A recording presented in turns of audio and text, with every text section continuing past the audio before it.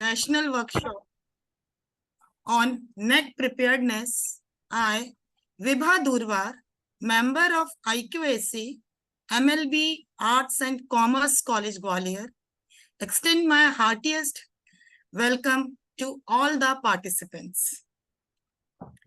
College का नेक री accreditation होना है और फैकल्टी को अपडेट किया जाना है, इसलिए खुनखुनजी डिग्री कॉलेज लखनऊ की principal respected doctor Anshu Kedia ma'am ने एक 10 दिवसीय राष्ट्रीय कार्यशाला का आयोजन करने का ही निर्णय ले लिया। मैम, हमें ये हमारा सौभाग्य है कि हम इस आयोजन के सहभागी बने हैं और आज हमारी वर्कशॉप 9वें दिन पर आ गई है। हम ओवरव्यू ऑफ नेक से स्टार्ट होकर के 7 क्राइटेरिया को डिस्कस करते हुए आज हमारी टीम है वहां तक पहुंच गए हैं और हमारी आज की सब थीम थी challenges faced by IQAC during NAAC. ये परिस्थितिवश थोड़े से हमारे जो कार्यक्रम है बदल रहा है क्योंकि सर के साथ कुछ प्रॉब्लम हो गई है। वी आर विद हिम और हम आज की जो हमारी सेशन है उस सेशन को ये मानिए कि IQAC को ऐसी प्रॉब्लम्स भी फेस करनी पड़ती हैं कि अचानक कभी आपका IQAC का मेंबर है नहीं, किसी काम में परेशान हो गया, कई तरह की जिसे हम कहते हैं कि हमने सपने में भी नहीं सोची होती हैं, उस तरह की प्रॉब्लम्स भी आती रहती हैं। साथ ही नेक का जो प्रोसेस है वो इतना लंबा है और बल्कि मैं यहाँ एक बात कहना चाहूंगी कि पिछले 8 दिन में हमने अपनी परेशानियों का ज्यादा जिक्र किया है और मैं हमेशा बोलती हूँ कि नेक हवा नहीं है, नेक लेंदी है, टाइम कंज्यूमिंग है, पेशेंट होने की इसमें बहुत जरूरत है। So we have to be patient and consistent. अगर हम लगातार धीरे धीरे ही सारे काम जो भी हम लोग करते हैं, मुझे नहीं लगता कोई भी कॉलेज है वो ये सारे काम नहीं करता जो नेक हमसे चाहती है या जिसकी जानकारी हमसे चाहती है। बट डॉक्यूमेंटेशन का थोड़ा इश्यू हो जाता है और नेक का कुछ टिपिकल प्रोसेस भी है, उसके अकॉर्डिंग कुछ इश्यूज हो जाते हैं और कुछ टर्मिनोलॉजी होती है जिससे हमें लगता है कि बड़ा कठिन है। तो प्रैक्टिकली ऐसा होता नहीं है। अगर हम थोड़ा सा पेशेंटली कंसिस्टेंटली काम करते रहें तो नेक की तैयारी हो जाती है और नेक के बहुत फायदे हैं। अभी हमने नेक की बहुत सारी बातें ऐसी की, मतलब जो भी हमारे प्रॉब्लम्स हमने डील किए, और आज का हमारा प्रोग्राम का हमने जो तरीका रखा है वो यही है कि हमारे जितने भी रिस्पेक्टेड पार्टिसिपेंट्स हैं उनके जो भी इश्यूज हैं या ये जो 8 दिन में उनके एक्सपीरियंस हैं, सेकेंडली व्हाट दे एक्सपेक्ट, क्या ऐसी वर्कशॉप्स होनी चाहिए या आगे हम कभी कोई वर्कशॉप्स करें तो उनमें वो कौन से इश्यूज जानना चाहेंगे। हम कुछ प्लान कर भी सकते हैं कि भाई ये इश्यूज रह गए हैं, इनके ऊपर होना चाहिए वर्कशॉप्स। और कल मेरी मैडम से बात भी हुई थी, केडिया मैम से, और हम भविष्य में भी कुछ वर्कशॉप्स प्लान करते रहेंगे जिससे कि हमारे नेक प्रोसेस से रिलेटेड सारे इश्यूज क्लियर होते जाए। नेक के प्रोसेस में, बल्कि मैं वेटेज के रेफरेंस में कहूं तो एक जगह आता है कि क्या आपका college NIRF national institutional rating framework में पार्टिसिपेट करता है। ये रैंकिंग देता है basically to universities, to colleges, और कॉलेजेस जो जिनके पास अच्छा कर रहे होते हैं और उन्हें वो उसके लिए अप्लाई करते हैं। मध्य प्रदेश में सारे A ग्रेड कॉलेजेस को कहा गया है कि वो वो इसके लिए अप्लाई करें। हम विगत 2 साल से कर रहे हैं। इसकी ग्रेडिंग भी 3 साल के बेसिस पे होती है। हमारे कॉलेज में हमारे ये NIRF के जो नोडल ऑफिसर हैं वो हैं professor Jitendra Srivastava. He is professor of library and information science. He is also professor in charge IT। वो वेबसाइट ये सारी चीजें टेक्निकल जो है वो बहुत अच्छे से हमारी देखते हैं। और NIRF का प्रपोजल किस तरह से बनना है, किस तरह से अप्लाई करना है, वो पूरा प्रोसेस सर देखते हैं। 2 साल से देख रहे हैं। We are going for the 3rd year this time, और अभी उसका शुरू हो रहा है प्रोसेस। तो और इसके नंबर होते हैं। NIRF में अगर हम पार्टिसिपेट कर रहे हैं तो उसके भी मार्क्स होते हैं। तो मैं इनवाइट कर रही हूँ सबसे पहले डॉक्टर जितेंद्र श्रीवास्तव सर को कि वो हमें NIRF के प्रोसेस के बारे में बताएं, क्योंकि अगर इसमें कॉलेज रजिस्टर कराता है, उसके लिए अप्लाई करता है, तो उसके भी कॉलेज के वेटेज मिलेगा, उसका भी नंबर मिलेंगे। और NIRF पे अभी हमने कोई बात नहीं की है। तो for a brief introduction I invite professor Jitendra Srivastava sir to elaborate on NIRF.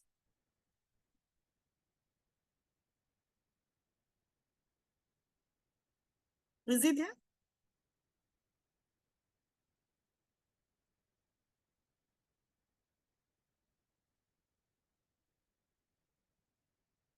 Ma'am है सर? शायद सर ने अपने नाम से कनेक्ट नहीं किया। एक जितेंद्र आईफोन है जी मैंने वही होगा, वही 3 होगा। जीते। मैंने को होस्ट सब जितेंद्र को बना है, जितने भी है इसमें कनेक्ट सब को होस्ट है, सब अपने आप को अनम्यूट कर सकते। Srivastava sir please. Jitendra iPhone. हाँ, नमस्कार सभी को। मेरी आवाज आ रही है? Sir ji sir sir. Welcome sir.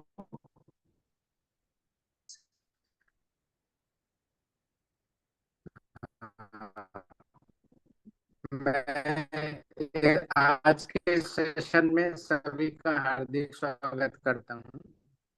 और जिस तरह से अभी विभा मैडम ने बताया कि नया कोई हुआ नहीं है, उसी तरह से जो NIRF है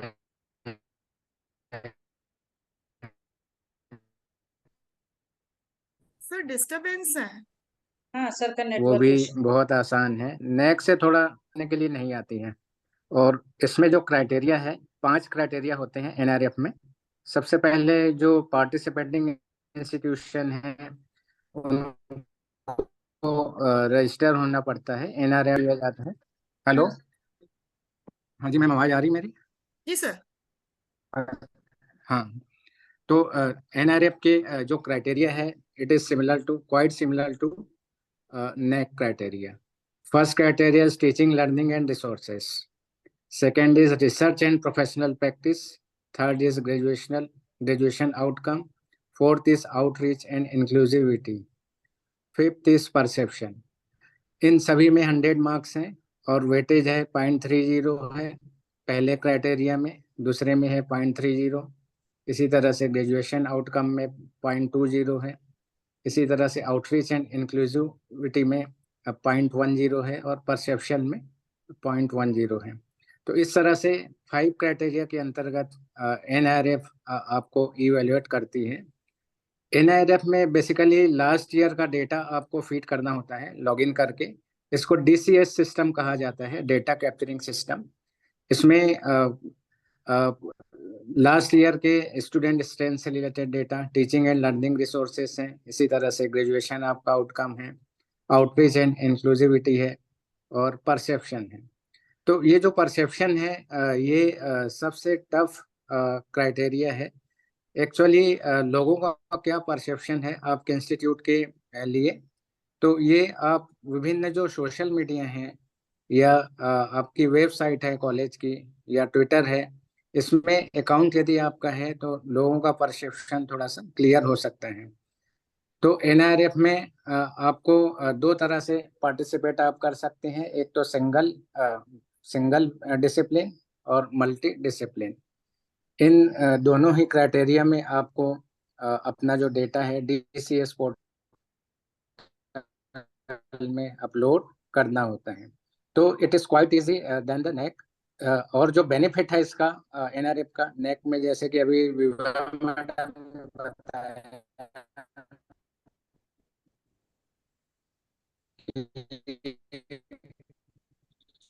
एनआरएफ का जो रैंक जो चैलेंजेस हैं उसमें ऐसा बहुत ज़्यादा कोई बड़ा चैलेंज नहीं है।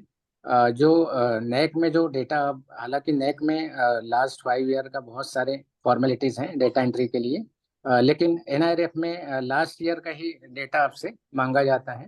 और इसमें एक खास बात है, एक्यूरेसी का आपको बहुत ज़्यादा ध्यान रखना है।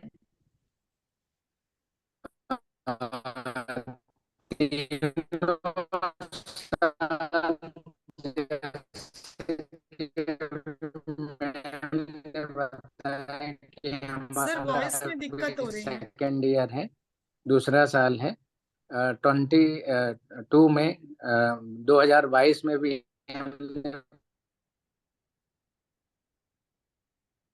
पार्टिसिपेट किया था। अब तो हाँ, हेलो सर नेटवर्क इशू ज्यादा है, वॉइस हेलो, प्रॉपर क्लियर नहीं आ आ रही है रही। आवाज? अच्छा, मैं दूसरा नहीं नेटवर्क सर, चेंज कर लूँ अभी 1 मिनट में? अच्छा, ओके। सर प्लीज कर लीजिए। चेंज कर देख, मैं भी करता हूँ, मैं दूसरा नेटवर्क चेंज।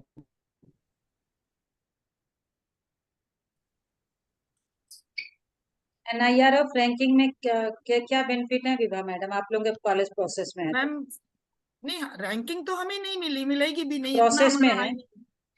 नहीं, मतलब जैसे हमने अप्लाई किया ना 6 ये जो 6th क्राइटेरिया है उसमें शायद 6.5 में वो जो क्वालिटेटिव वाला है उसमें है। तो अगर हम एनआईआरएफ के लिए भी अप्लाई करते हैं तो हमारी सारी कैटेगरीज हो जाती हैं और उसमें हमें फुल वेटेज मिल जाता है। नेक के लिए? हाँ, नेक में ही ना 6th क्राइटेरिया में। अच्छा, नेक नेक के 6th क्राइटेरिया में एनआईआरएफ है? नहीं, एनआईआर जैसे बहुत सारी activity ma'am. 6th criteria basically है कि लीडरशिप कॉलेज की आईक्यूएसी के पास होनी चाहिए और आईक्यूएसी को एडवांस में ही शॉर्ट टर्म और लॉन्ग टर्म गोल्स बना करके एकेडमिक एक्टिविटीज करवानी चाहिए। और उसमें आप क्या क्या करवाते हैं, जैसे ई गवर्नेंस का था और इस तरह की चीजों में एक क्वेश्चन में एनआईआरएफ भी है कि are you participating in NIRF, और उसको हमें सिर्फ टिक करना है। अगर हम अभी एनआईआरएफ के लिए रजिस्टर कराते हैं उस, और वो कंपैरेटिवली इजी है जैसे सर ने बताया, वो इतना कम्बरसम नहीं है, तो वो नेक में भी वहां पर नंबर हमारे पूरे मिल जाएंगे। फुल 100% मार्क्स हम वहां स्क्वायर मतलब स्कोर कर लेंगे, बेंच मार्किंग में क्लियर है। कितने मार्क्स होंगे इसके, कोई आइडिया है? मैम मैं जरा अभी अपना मैनुअल निकाल लेती हूँ तो देख के बताती हूँ। कोई बात नहीं। Bharti ma'am, you have the manual? No, no, I don't have the manual right now. Ma'am, there are two Bharti ma'ams in this Oh, okay, group. okay. Sorry, sorry. both are expert, both are resource And person. Bharti Karnik is Actually, my IQAC actually मैं coordinator. NIRF का एक चीज ये बताने जो आप madam कह रही हैं वो बिल्कुल सही बता रही हैं कि 6 क्राइटेरिया वहां हमें टिक करना होता है। बस इतना हमें ध्यान Yes. रखना है, जो भी कॉलेजेस एनआईआरएफ में अप्लाई करते हैं तो उनको उसमें देखना केवल संभल के, एक तो एक्यूरेसी का पॉइंट जो अभी जितेंद्र जी बता रहे थे, जितेंद्र सर, एक तो उसका ख्याल रखना है कि बिल्कुल एक्यूरेसी होनी चाहिए। दूसरी बात उसमें जो सबसे खास होती है कि जो आप जैसे आप कह रहे हैं कि हाँ we are participating in NIRF, तो अगर आप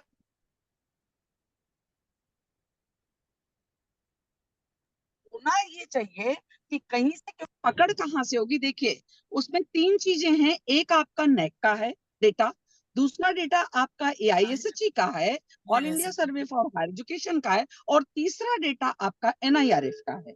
तो इसमें होगा क्या कि अगर आपने जैसे ही उसमें 6 क्राइटेरिया में टिक किया कि that you are participating the NIRF, तो वो तुरंत नेक जो है उस डेटा को NIRF कैप्चर क्रॉस चेक करेगा। करेगा। यस, और फिर प्रॉब्लम होगी कि आप कोई भी डेटा कोई भी डेटा, नेट का डेटा और एआईएसएचई में भी अगर मान लीजिए आप कर रहे हैं तो एआईएसएचई का तो पार्ट छोड़ दीजिए, वो कोई बात नहीं, वो फिजिकल वेरिफिकेशन भी शुरू हो गया, सब कुछ हो गया। केवल हम अगर एनआईआरएफ की बात करें तो एनआईआरएफ के डेटा को वो कैच कर लेंगे।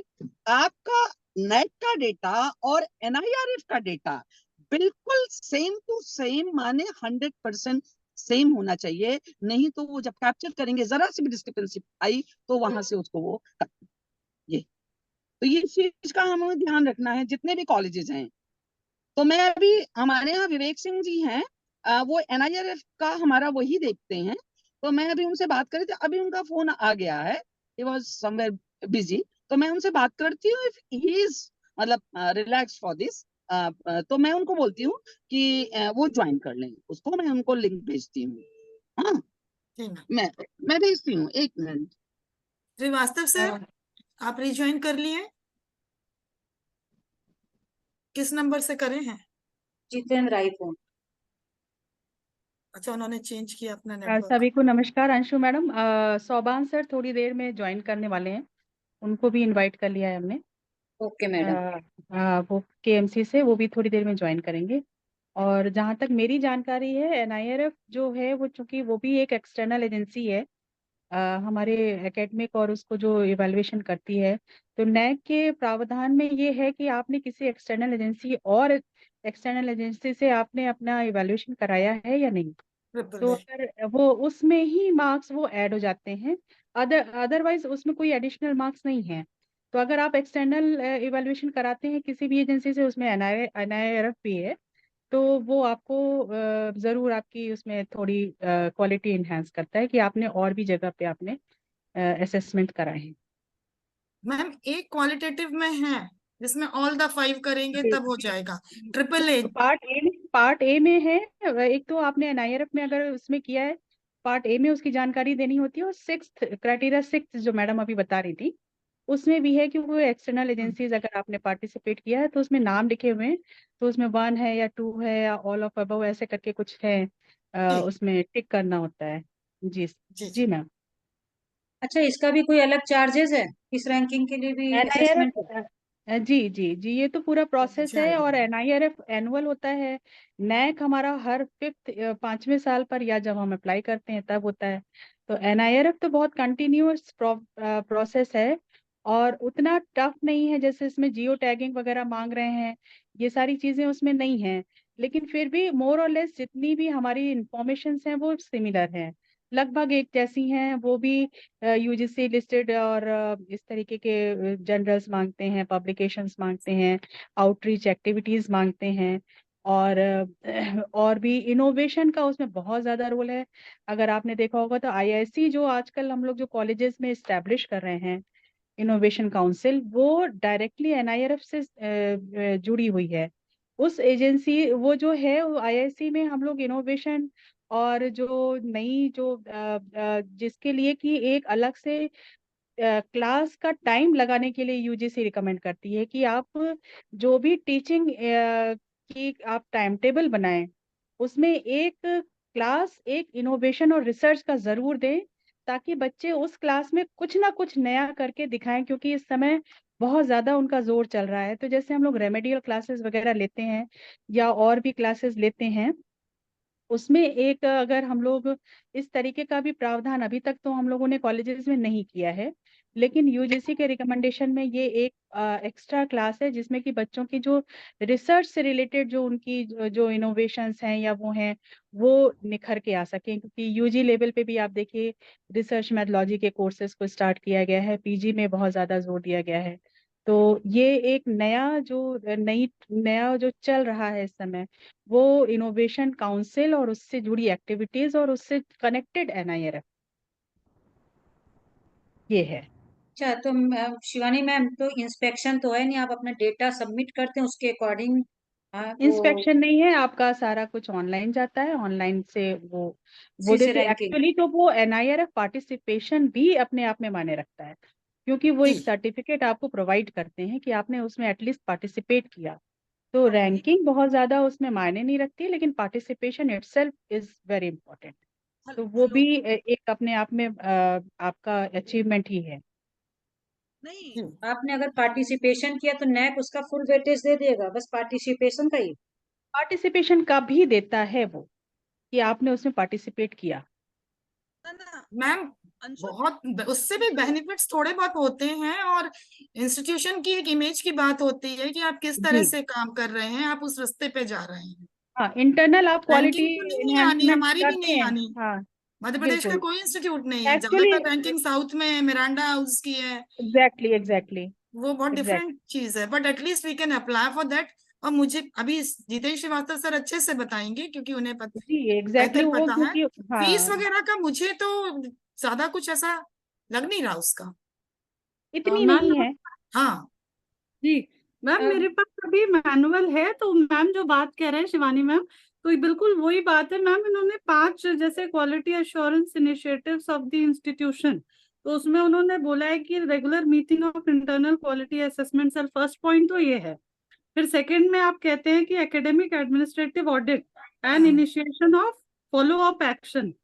थर्ड पॉइंट है एग्जैक्टली पार्टिसिपेशन इन एनआईआरएफ, सिर्फ वो पार्टिसिपेशन। इंटरनल ऑडिट और एक्सटर्नल ऑडिट में ये एक्सपेक्ट करते हैं कि आप इंटरनल ऑडिट भी आईक्यूएसी करा रही है अगर, तो एक्सटर्नल ऑडिट में कोई ना कोई एक्सटर्नल एजेंसी आपको इवेलुएट करे, तो वो ही उनका बस केवल। जी मैम जी। और फोर्थ में मैम एक बोलते हैं आईएसओ सर्टिफिकेशन, और फिफ्थ में कह रहे हैं एनबीए और एनी अदर क्वालिटी ऑडिट, और फिर बोलते एनबीए हैं इसमें नैक जी भी मैम। है, जी जी जी हाँ, इसमें नैक एक भी है मैम। नैक मैम फर्स्ट वाला, फर्स्ट पॉइंट। एनबीए वाले में नहीं है।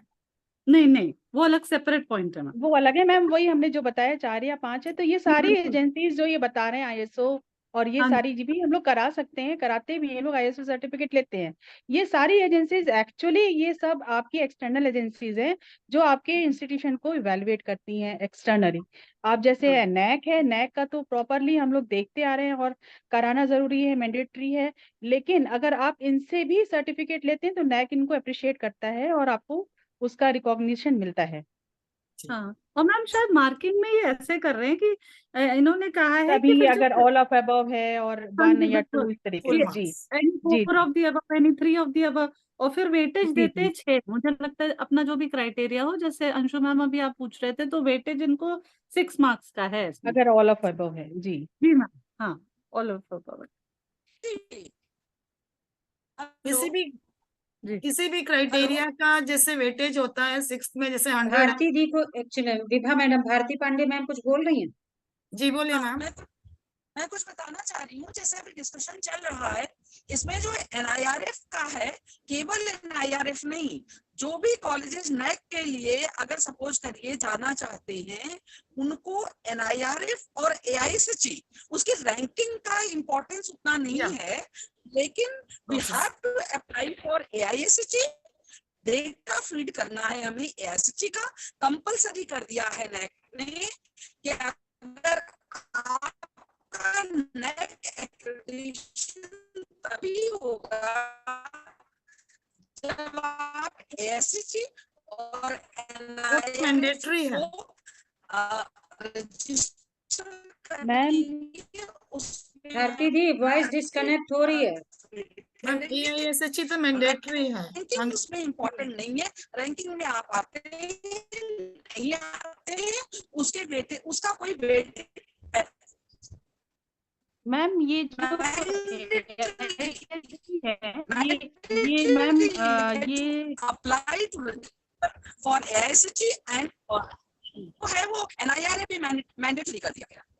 ये मैम मेरा एक पॉइंट है इसमें, एआईएसएचई तो आपका वो हायर एजुकेशन है, एजुकेशन सर्वे है ये, तो ये तो आपका वो आपका इवैल्यूएशन नहीं करता है, लेकिन इसमें मैंडेटरी है कि आप अपने डाटा इसमें एंटर करें। और आप ये मान के चलिए कि अगर आपका एआईएसएचई में रजिस्ट्रेशन नहीं है और आप AQAR भर रहे हैं, तो वो AQAR आगे बढ़ेगा ही नहीं जब तक कि आपने प्रीवियस आपने एआईएसएचई का आपने उसमें वो नहीं डाला कि आपने कब एआईएसएचई का डाटा फिल किया है। तो वो तो हाँ। केवल एक डाटा होता है, वो आपके इंस्टीट्यूशन का होता है। ओवरऑल डाटा होता है कितने स्टूडेंट्स आपने यहाँ एडमिशन लिए, कितने पास हुए, कितने फर्स्ट डिवीजन थे, क्या आपके यहाँ का रिसोर्सेज थे, कई सारे उसमें पॉइंट्स हैं, कई सारी चीजें उसमें भरी जाती हैं। That is not N accreditation, ये इवेल्युएशन नहीं है। ये हमें मैंडेटरी है कि उसमें हमें डाटा फिल करना है। और एक ही एआर में मैंडेटरी है कि आप एक इसका AISHE का जो सबमिशन डेट है वो आप उसमें डालें। वो मार्किंग पॉइंट ऑफ व्यू से नहीं है, वो आप ये मान के चलिए कि वो नैक में आपको AQR भरना है अगर, तो AISHE आपको लेना ही लेना है। और जहां तक और एजेंसीज की बात आ रही है, NBA, ISO और ये जो NIRF है, ये सब एक्सटर्नल एजेंसी हैं, ऐसे एजेंसीज हैं जो आपके इंस्टीट्यूशन को के क्वालिटी को वो इवेल्युएशन करती हैं। वो उनकी रैंकिंग देती हैं, उनका पार्टिसिपेशन करती हैं, वो आपको इवेलुएट करके बताते हैं, उनको सर्टिफिकेट मिलता है उनकी तरफ से, वो मायने रखता है, वो इवेल्युएशन प्रोसेस। बिल्कुल। NIRF लेकिन आपको रजिस्टर करना जरूरी है। अगर आपको नेट कराना, नेट ने इसको कंपलसरी कर दिया, उसके इवैल्यूएशन से, उसके ग्रेडिंग से, उसके रैंकिंग से नेट पर नहीं, कोई कंपल्सरी नहीं है। बिल्कुल सही। तो ये समझ में आया, कंपलसरी आप लोग रजिस्ट्रेशन हम लोग को कराना चाहिए NIRF। Compulsory ma'am. Earlier it was not compulsory, now it's compulsory Okay. to register for NIRF. अच्छा, अब हम लोग कुछ जुड़ने के क्वेश्चंस लिए ले लें, आजकल सर वो क्योंकि ज्यादा हम लोग के पास आज बहुत हाँ। रिसोर्स पर्सन है। तो अगर किसी के कोई क्वेश्चंस है, चूंकि जैसा कि बताया गया था, आज जो हमारे रिसोर्स पर्सन प्रोफेसर राजीव मनोहर जी का लेक्चर था, वो किसी कारण से, जो कि उनके घर में कोई प्रॉब्लम है, हॉस्पिटल में थे, तो उन्होंने आज कुछ मना किया है, कुछ सीरियस जो उनके घर की चीजें हैं। तो आज हम लोग केवल डिस्कशन मोड में हैं। हमारे बीच बहुत सारे रिसोर्स पर्सन है। यदि हमारे जितने पार्टिसिपेंट है, किसी का कोई क्वेश्चन है, इतने हम लोग के सातों क्राइटेरिया कवर हो चुके हैं, तो कोई क्वेश्चन है आप लोग हैंड रेज कर सकते हैं। अदरवाइज तब तक हम लोग डिस्कशन कुछ ना कुछ किसी विषय पे जारी रखते हैं। लेकिन बेटर होगा, आप लोगों के क्वेश्चन होंगे तो उस पे हम लोग का डिस्कशन हो जाएगा। आपके क्वेश्चंस के माध्यम से हमारे बहुत सारे पार्टिसिपेंट्स की प्रॉब्लम सॉल्व हो जाएगी। मिथिलेश जी, बिल्कुल आप हैंड रेज कीजिए। आप लिख रहे हैं चैट बॉक्स पे, लेकिन हैंड रेज कीजिए। आप अनम्यूट का ऑप्शन है, अनम्यूट करके क्वेश्चन कीजिए प्लीज। यदि किसी और का हो तो आप लोग भी हैंड रेज कर सकते हैं। इसके बाद मीनू राजवंशी जी का है। अगर मिथिलेश जी देख रहे हैं, नहीं तो मीनू जी आपको भी अनम्यूट का लिंक है, वेट कर लीजिएगा मिथिलेश जी का। हेलो, हमारी आवाज पहुंच रही है? जी सर। जी जी जी, आप सभी को सादर प्रणाम। मैम, इतने दिनों के वर्कशॉप से तमाम तरह की जिज्ञासाएं शांत हुई, लेकिन आज मेरे मन में एक विचार बार बार आ रहा है कि हमारा जो कॉलेज है गांधी महाविद्यालय उरई जालौन में, इसमें सभी पीजी डिपार्टमेंट जो हैं वो सेल्फ फाइनेंस हैं, और सभी के सभी टीचर्स यूनिवर्सिटी से अप्रूव्ड हैं, 4-4, 6-6, 10-10 सालों से लगे हुए हैं। तो उनको हम कैसे मेंशन करें? फुल टाइम टीचर्स में, पार्ट टाइम में वो आते नहीं, पार्ट टाइम जैसा कि एडहॉक आते हैं।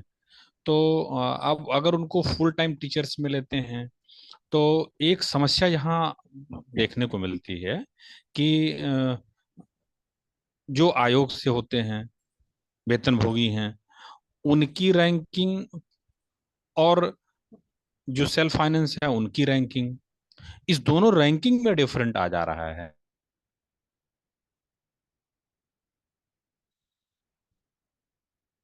सर, इस सिलसिले में मुझे थोड़ा जो जानकारी है, तो उस हिसाब से सेल्फ फाइनेंस टीचर और रेगुलर टीचर में नैक मतभेद या पक्षपात नहीं करता है। उन्होंने रेगुलर टीचर्स की एक परिभाषा दे रखी है।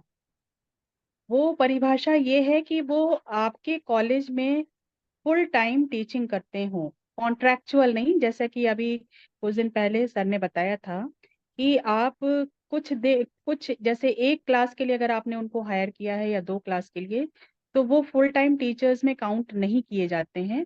और अगर आपके टीचर्स फुल टाइम है, दैट मीन्स कि वो पूरा 6 आवर का टीचिंग उसमें करते हैं और उनको उनकी सैलरी मिलती है। तो चाहे वो सेल्फ फाइनेंस हो या फिर वो आपके रेगुलर टीचर्स हों, और अगर यूजीसी आपकी वीसी अप्रूवल के हैं तो वो वो पूरा नैक उसका आपको फायदा देगी। इसमें क्वालिटी का कहीं से भी कोई कम होने का चांस नहीं। एक्चुअली में मुझे लगता है जो अप्रूव्ड हैं उनको कंसीडर किया जाएगा, जो अप्रूव्ड और यूनिवर्सिटी प्लस वो फुल टाइम टीचर आपको दिखाना पड़ेगा। और अगर उसके लिए जो वो मांगते हैं, अगर दस्तावेज जो मांगते हैं, तो उनकी सैलरी आपको दिखानी पड़ेगी कि आपने उनको पूरा फुल पेमेंट किया है। इससे ज्यादा वो नहीं मांगते। वो ये नहीं कहते कि आपके यहाँ कमीशन ही के टीचर्स हैं, ऐसा वो कुछ ऐसा मेरे हिसाब से नहीं करते। बाकी और जो विशेषज्ञ हैं इस बारे में प्रकाश डाल सकते हैं। एक्चुअली में उनको जी फुल सर। स्केल नहीं शोभान मिलता सर, है, शोभान प्रॉब्लम यह सर है। केएमसी से हमारे बीच में जुड़ चुके हैं। सर आपका स्वागत है। इस विषय में एक क्वेरी आई थी कि सेल्फ फाइनेंस के जो टीचर्स हैं और रेगुलर टीचर्स हैं उनकी क्वालिटी में कुछ फर्क आ सकता है क्या? नमस्कार सभी लोगों को। हाँ, इस क्वेश्चन का जो जवाब शिवानी मैडम ने दिया है वो बिल्कुल दुरुस्त है। पहली बात तो ये कि सेल्फ फाइनेंस और रेगुलर का कोई फर्क नहीं है नैक में। दूसरी बात ये कि रेगुलर टीचर मानता है नैक उन टीचर्स को जिनको आपने अपॉइंटमेंट लेटर दिया है, चाहे 11 महीने का दिया हो चाहे रेगुलर का दिया हो। दूसरी बात ये कि गेस्ट फैकल्टी अगर उनके अपॉइंटमेंट लेटर पर लिखा हुआ है नहीं चलेगा। हाँ, इसलिए कुछ यूनिवर्सिटी और कॉलेज इस तरह का कर रहे हैं कि असिस्टेंट प्रोफेसर गेस्ट फैकल्टी है, कॉन्ट्रैक्ट पर उनको रख रहे हैं, 11 महीने के लिए रख रहे हैं, लेकिन उनको दिखाते हैं कि ये हमारे कॉलेज में रेगुलर काम कर रहे हैं। और शर्त रेगुलर टीचिंग की सिर्फ ये है कि वो डिपार्टमेंट का 90% काम करते हों, पढ़ाते हों।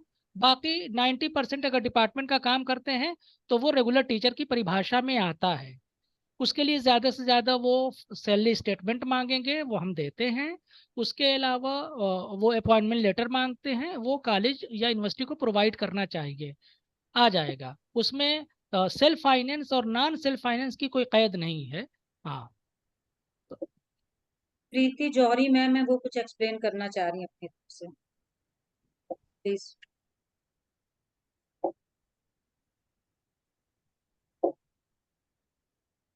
प्रीति मैम, अनम्यूट करना पड़ेगा उन्हें। मैम वो है अनम्यूट। Good evening everyone. मैं Preeti Johari. Hello. Yes yes ma'am, please continue. हाँ, तो मैं आरसीए गर्ल्स कॉलेज मथुरा में प्रिंसिपल हूँ और मैं नेक एसेसर भी हूँ। तो ये जो इशू है ये this is basically not an issue. जैसा अभी आप लोगों ने दो लोगों ने एक्सप्लेन किया कि सेल्फ फाइनेंस टीचर अगर वो प्रॉपरली मतलब ड्यूली अपॉइंटेड है, फॉलोइंग ए ड्यू प्रोसीजर, कि उनका एडवर्टीजमेंट हुआ है, सिलेक्शन कमेटी से सिलेक्शन हुआ है, and then they have been approved by the university और they are working as full time teacher, तो उनको वो रेगुलर टीचर की तरह ही मानते हैं और उसमें कहीं कोई भी दुविधा नहीं है। इवन आप लोग देख रहे हैं कि self finance institutions are going also going for NAAC accreditation, तो वहां तो सब कुछ ही सेल्फ फाइनेंस होता है। तो वही जो 6 क्राइटेरिया में उनके सर्विस रूल, अपॉइंटमेंट रूल्स और उनका सैलरी पेमेंट के डॉक्यूमेंट्स देखे जाते हैं और उनको लेकर कोई किसी भी तरह की दुविधा नहीं रहनी चाहिए। जिन सज्जन ने ये सवाल पूछा कि वो सेल्फ फाइनेंस टीचर्स हैं तो उनको कैसे हम लोग इंक्लूड कर सकते हैं। Thank you very much. हाँ थैंक यू मैम, आपने बहुत रेस किया जो इशू जिसपे हम लोग का ध्यान नहीं गया था। जब सेल्फ फाइनेंस कॉलेज खुद भी नैक में जा रहे हैं तो इशू बहुत स्टैंड नहीं करता। हाँ thank you madam, ma'am. Next private हमें यूनिवर्सिटी को A+ मिल रहा है तो जी सर। जी वो तो जी प्राइवेट यूनिवर्सिटी है ना, जी तो जी इसलिए वो कोई इशू ही नहीं है। जी, that is not an issue. Thank you sir. Meenu welcome. Rajvanshi ji, Meenu Rajvanshi ji. हाँ, आपका नमस्ते मैम। नमस्ते मैम। मैं Meenu Rajvanshi government degree college Akbarpur Kanpur Dehat से समाजशास्त्र की प्रवक्ता हूँ। इतने दिन से मैं 8 दिन से आप लोगों का ये वेबिनार वर्कशॉप अटेंड कर रही हूँ और बहुत ज़्यादा जानकारी मुझे मिली है। मेरी 2 प्रॉब्लम्स हैं जो मैं समझ नहीं पा रही हूँ। हो सकता है बीच में किसी ने वो क्वेश्चन रेज़ किया हो और नेटवर्क इश्यू की वजह से मैं ना समझ पाई हूँ। एक तो मैं अपने कॉलेज की नैक कोऑर्डिनेटर हूँ, अभी अभी बनाई गई हूँ इसी सत्र में। और मेरा कॉलेज जो है 2014 में, फरवरी 2014 में नैक की एक साइकिल कंप्लीट कर चुका है। तो मेरा एक क्वेश्चन ये है कि जो हम लोग सेकंड साइकिल में अब जाएंगे, तो वो 2014 से स्टार्ट करेंगे, मतलब पहला सेशन 2014, 15, 15, 16 ऐसे कंटिन्यूअस 5 साल लेंगे, कि जो इस जब हम प्रवेश कर रहे हैं सेकंड साइकिल में, हम अप्लाई कर रहे हैं, वहां से 5 साल पीछे के लेंगे। एक क्वेश्चन मेरा ये है। और दूसरी मेरी प्रॉब्लम ये है कि इन 8 दिनों में मैं डेली सुनती हूँ कि IQAC कमेटी का बहुत बड़ा रोल है नैक को कराने में। बट मेरे कॉलेज में IQAC कमेटी सिर्फ जो टीचर्स के प्रमोशन है उस टाइम साइन करने के लिए, जो मतलब मैं आप सब लोगों को शायद लग रहा होगा आश्चर्य, लेकिन मैं सामान्यतः देखती हूँ कॉलेजेस में IQAC कमेटी का यही रोल है कि वो जब टीचर्स का 6,000 से 7,000, 7,000 से 8,000 लगता है, तो वो जो भी प्रक्रिया होती है उसमें साइन करती है। तो क्या मुझे अपने कॉलेज में अपनी प्रिंसिपल मैम से ये इस तरीके की बात करनी पड़ेगी कि IQAC कमेटी को भी सक्रिय किया जाए, कि सिर्फ नैक कमेटी में जो 2 या 3 सदस्य रख दिए गए हैं उन्हीं के ऊपर पूरी जिम्मेदारी है? तो मेरे ये 2 समस्या है, मैं आप सबसे समाधान चाहती हूँ। आप दे सकती हो अंशु जी? हाँ भारती दी, लेकिन आपकी वॉइस बहुत प्रॉब्लम कर रही, बिल्कुल दीजिए, आप पहले आप दीजिए। अच्छा, नहीं आ रही है? नहीं नहीं दीजिए, इस समय आ रही है, लेकिन नेटवर्क भी दिखा अच्छा, रहा है देखिए, आपका। अगर नहीं आएगी तो कोई और दे लेगा, क्योंकि जो बात उठाई है मीनू जी ने, पहला वाला क्वेश्चन जो है, सेकंड क्वेश्चन का भी जवाब मैं दे दूंगी। जो पहला वाला क्वेश्चन है, चूंकि सेम केस मेरे भी कॉलेज का है, I am also, as you know, I am also IQAC coordinator. तो 2014 में भी हमारा फर्स्ट साइकिल हुआ, और जो सेकंड साइकिल है उसके लिए हमें अब जा रहे हैं, हम सेकंड साइकिल में। जो बात आपने उठाई, हेलो हेलो हेलो, कंटिन्यू करिए भारती मैडम। कंटिन्यू करिए मैम जी, आ अच्छा, रही है आवाज आप। तो उसमें ये है कि जो डेटा आपको फीड करना है, तो हम लोग तो जैसे लगातार एक ही बार 2014, 15, 16, 17 सभी, मतलब जितने एकेडमिक सेक्शन है उसके भरते रहे। लेकिन जब आप वहां पर जाएंगे AQAC कॉलम पर, तो अगर आप इधर आ गए हैं 8 ईयर 7 ईयर्स आपने कंप्लीट कर लिया है, तो आपको केवल लास्ट 5 ईयर्स का डेटा वो शो सारा करता है, लेकिन आपको फीड केवल लास्ट 5 ईयर्स के डेटा को करना है, बाकी कोई डेटा। और जो 2021, 22 से शिवानी जी जानती हैं बेहतर कि उसमें डेटा में काफी चेंजेस आए हैं, काफी चेंज हो गया है। तो उसमें उसको आप थॉरली चेक कर लीजिए, थॉरली पढ़ लीजिए कि क्या क्या चीजें उसमें रिक्वायर्ड है, उसी के अकॉर्डिंग लास्ट 5 ईयर्स के 23 है, तो आप मान के चलिए 18, 19, 19, 20, 20, 21, 21, 22, 20 नहीं 19 से शुरू होगा आपका, 19, 20, 20, 21 2 साल, 21, 22, 23, 24, इतना जो 5 साल का लास्ट 5 ईयर्स का, वही डेटा आपको फीड करना है AQR के फॉर्म में। बाकी उसके पहले का डेटा फिर रिक्वायर्ड नहीं होगा। एक चीज तो ये, दूसरी चीज आपने उठाई है IQAC की।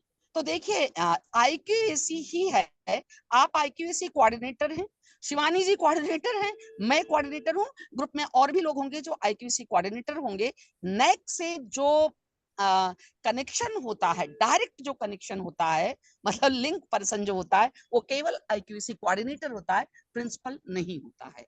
और जितने भी क्वालिटी एश्योरेंस के काम है वो सभी कुछ IQAC को ही करना है। तो आप अपनी प्रिंसिपल से कहिए कि वो IQAC, आपके कॉलेज के IQAC को एक्टिव करें, क्यों, और आपको एक्टिव करें, आपके मेंबर्स को एक्टिव करें, पूरे कॉलेज को ये बताएं कि वो IQAC सी कोऑर्डिनेट करेगी, क्योंकि आप ही से कोऑर्डिनेशन नैक करेगा। प्रिंसिपल से कोई भी कन्वर्सेशन, कोई भी लिंक नैक नहीं करता है। ये इतनी बहुत क्लियर सी चीजें हैं जो मैं आपको एक्सप्लेन करना चाहती थी। Okay, thank you Bharti madam, Bharti Pandey ji. क्या और अगर आप जितने मेरे रिसोर्स पर्सन है, कुछ और इस पे अपने व्यू रखने चाहें इन दोनों क्वेश्चन पे? जी मैम, थोड़ा मैं बोलना चाहूंगी। जी हाँ मैम, आपको ये जो मैम ने अभी क्वेश्चन पूछा है, उनको AQAR बनानी होंगी, और AQAR बनाना बहुत एग्जॉस्टिव काम है। जी तो वो तब से ही बनेगी जब उनका फर्स्ट साइकिल हुआ है, अगर उन्होंने IQAC एस्टेब्लिश कर लिया है, तो उस फर्स्ट साइकिल में जो उनकी करंट ईयर थी उसके आगे से उनको हर हालत में AQAR सबमिट करनी है। हर AQAR अपने आप में बहुत एग्जॉस्टिव काम है, उसमें वो सारे डॉक्यूमेंट्स मांगते हैं। और बेसिकली आपकी जो विगत सालों की, जो 5 सालों की, लास्ट 5 इयर्स की जो AQARs होंगी वो ही आपकी SSR में हो जाएंगी। और अच्छा होगा कि आप अपने कॉलेज के सातों क्राइटेरिया के एक एक प्रोफेसर इंचार्ज क्राइटेरिया वाइज बना दीजिए।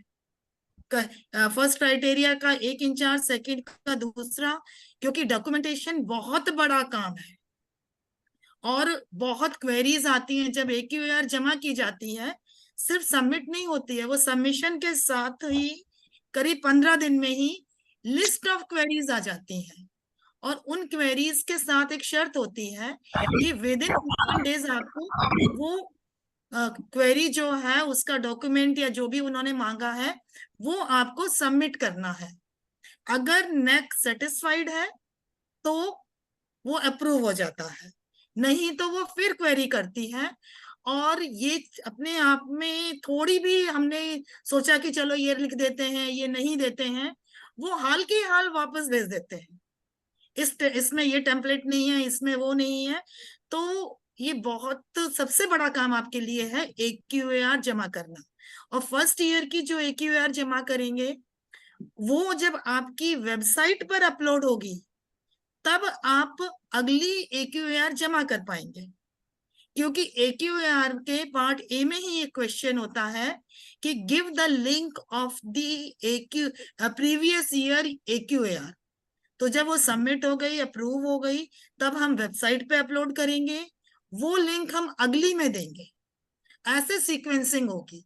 तो ये बहुत बड़ा लंबा पेंडिंग काम हो गया है। थोड़ा प्रिंसिपल को कहिए कि इस कमिटी को बहुत काम है, लोगों को भी ज्यादा लोगों को दे और काम प्लीज डिस्ट्रीब्यूट करिए। 2-3 लोग तो कर ही नहीं सकते, बहुत माइंड बॉगलिंग वर्क है ये, क्योंकि डॉक्यूमेंटेशन बहुत है। That's it.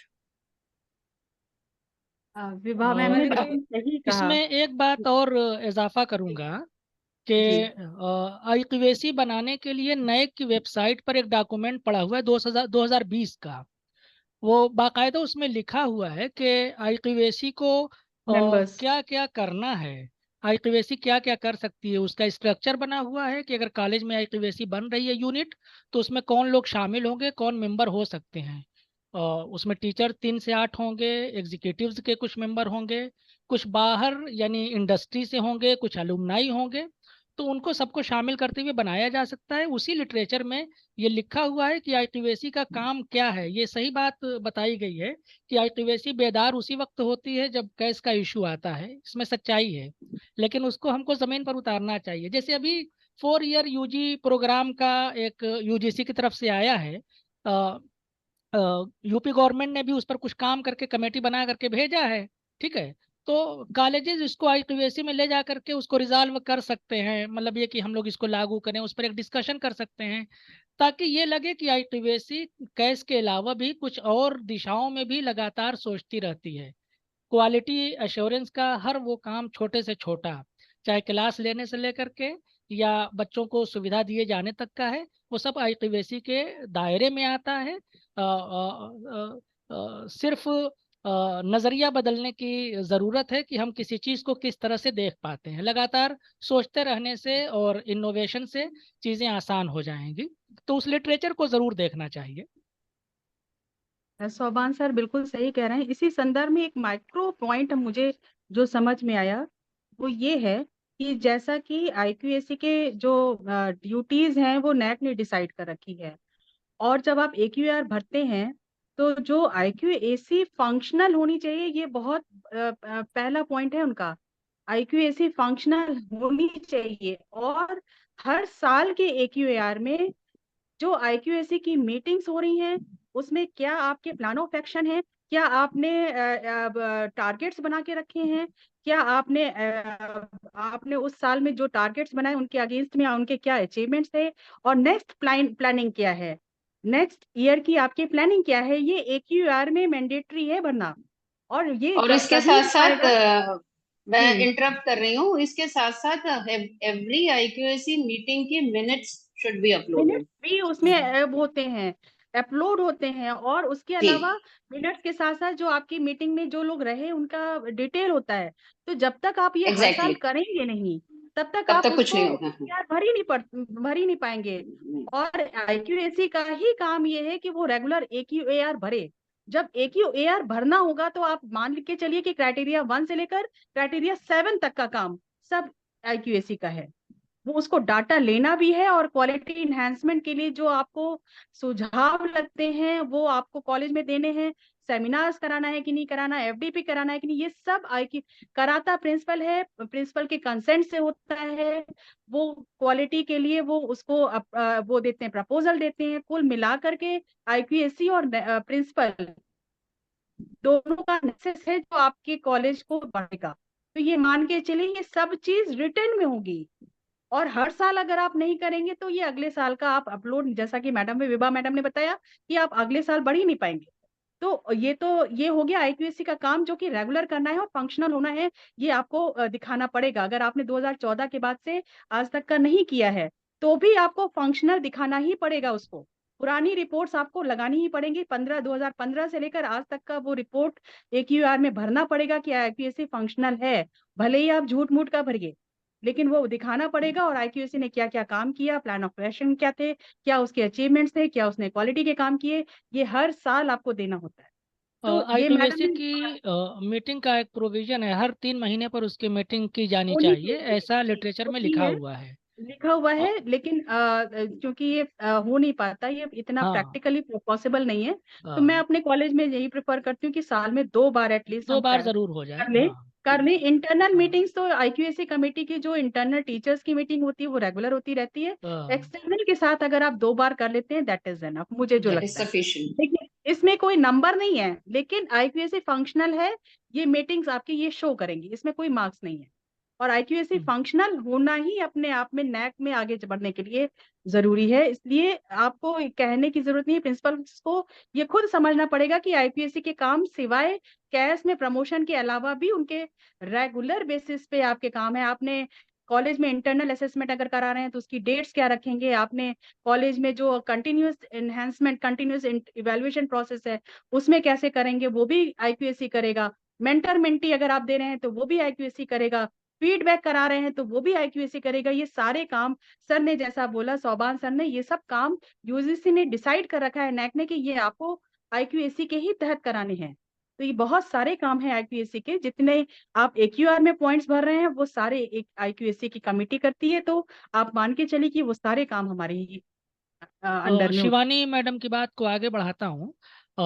एक्सपर्ट ने ये मशवरा दिया था कि कॉलेज या यूनिवर्सिटी जो भी प्रोग्राम कर रही है, बैनर बनवा रही है, उसमें क्वालिटी, उसमें एश्योरेंस, उसमें इनोवेशन, इस तरह के लफ्ज़ों को ज़रूर शामिल करे। और उसमें IQAC का नाम ज़रूर पोस्टर या बैनर में जाना चाहिए, ताकि ये मैसेज जाए और ये प्रूफ रहे कि हर काम IQAC के थ्रू हो रहा है। तो इसको हम लोग अपना सकते हैं। ये मशवरा किसी एक्सपर्ट ने दिया था और बेहतर मशवरा है ये। जी बिल्कुल, क्योंकि क्वालिटी इन्हांसमेंट एज सच जो IQAC हेड है उसको करना है। तो ये सारे काम जितना जैसे मैडम कर रही हैं, FDP कर रही हैं, और बहुत सारे कॉन्फ्रेंसेज होते हैं, सेमिनार्स होते हैं, ये सारे आप क्योंकि IQAC के काम आपको दिखाने हैं, IQAC आपको मैंडेटरी दिखानी है, फंक्शनल दिखाना है, तो हम लोग इसको इंक्लूड कर लेते हैं IQAC के काम।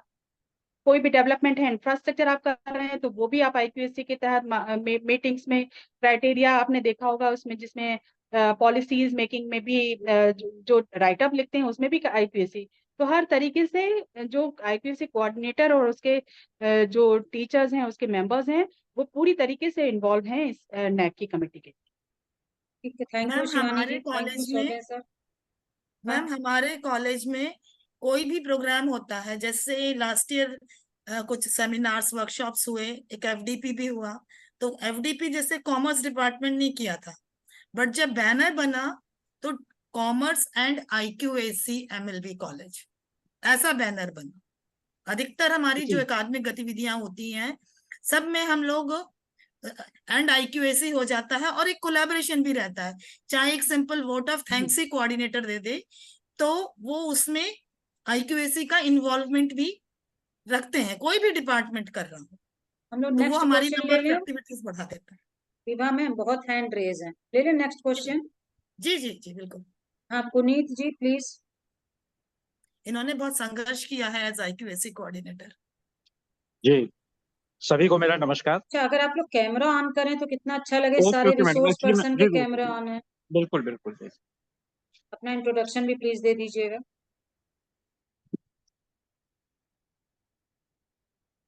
जी मैडम, सभी को मेरा नमस्कार।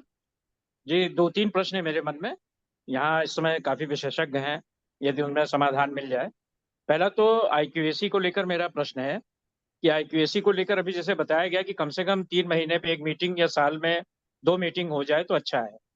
तो हमारी जो इंटरनल कमेटी है वो तो रेगुलर मीटिंग करती रहती है, लेकिन जब हमने प्रशासनिक अधिकारियों को भी बनाया है मेंबर, और कुछ एलुमनाई के भी हैं, कुछ सोशल सर्विस से भी जुड़े लोग हैं शहर के, लेकिन वो कभी भी प्रॉपर इंटरेस्ट लेते नहीं, इवन मीटिंग तक में नहीं आते हैं। उनके आगे हमें ये लिखना पड़ता है कि वो उपस्थित नहीं हुए मीटिंग में।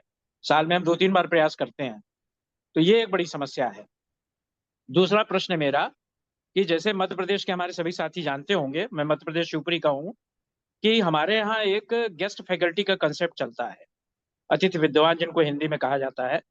तो क्या उनको हम रेगुलर टीचर मान सकते हैं, जबकि वो 11 महीने नहीं, वो कई सालों से पढ़ा रहे हैं हमारे यहाँ, और सिर्फ टीचिंग का नहीं, वो एक्स्ट्रा करिकुलर एक्टिविटीज में भी पूरी पार्टिसिपेशन रहता है। एग्जाम के भी काफी काम वो लोग करते हैं, इन्विजिलेशन वगैरह, और क्लासेस तो लेते ही लेते हैं।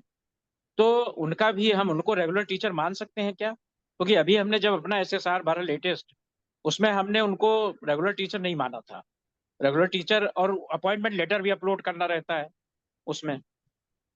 तीसरा मेरा सवाल है आदरणीय विशेषज्ञों से कि जो बेस्ट प्रैक्टिसेस होता है, क्या हम बेस्ट प्रैक्टिसेस एक बार जो लेते हैं वो अगले 5 साल तक उसी को कंटिन्यू रखें, या हर साल हम AQR में उसको बदल सकते हैं? इस साल हमारा बेस्ट प्रैक्टिसेस 2 ये था, नेक्स्ट ईयर हमारा ये हुआ, थर्ड ईयर हमारा ये हुआ, फोर्थ ईयर ये हुआ, फिफ्थ ईयर ये हुआ। ये 3 प्रश्न हैं, अगर इनका समाधान मिल जाता है तो बहुत बहुत धन्यवाद। हाँ मैम, बोलूं क्या मैम? बिल्कुल बिल्कुल मैम। सर, पहले प्रश्न का तो ये बात सही है। हमारे यहाँ क्या जनभागीदारी समिति में ज्यादातर प्रशासनिक कलेक्टर या कलेक्टर का नॉमिनी होता है, नहीं लेते हैं बाहर वाले ज्यादातर इंटरेस्ट। तो उसका यही एक हल है कि वो उनको हम लेटर भेजें और वो नहीं आए, मीटिंग हम अपनी पूरी दिखा दें। सर, दूसरा जो गेस्ट फैकल्टी वाला था उसमें तो क्लियर है कि वो फुल टाइम टीचर में काउंट होंगे।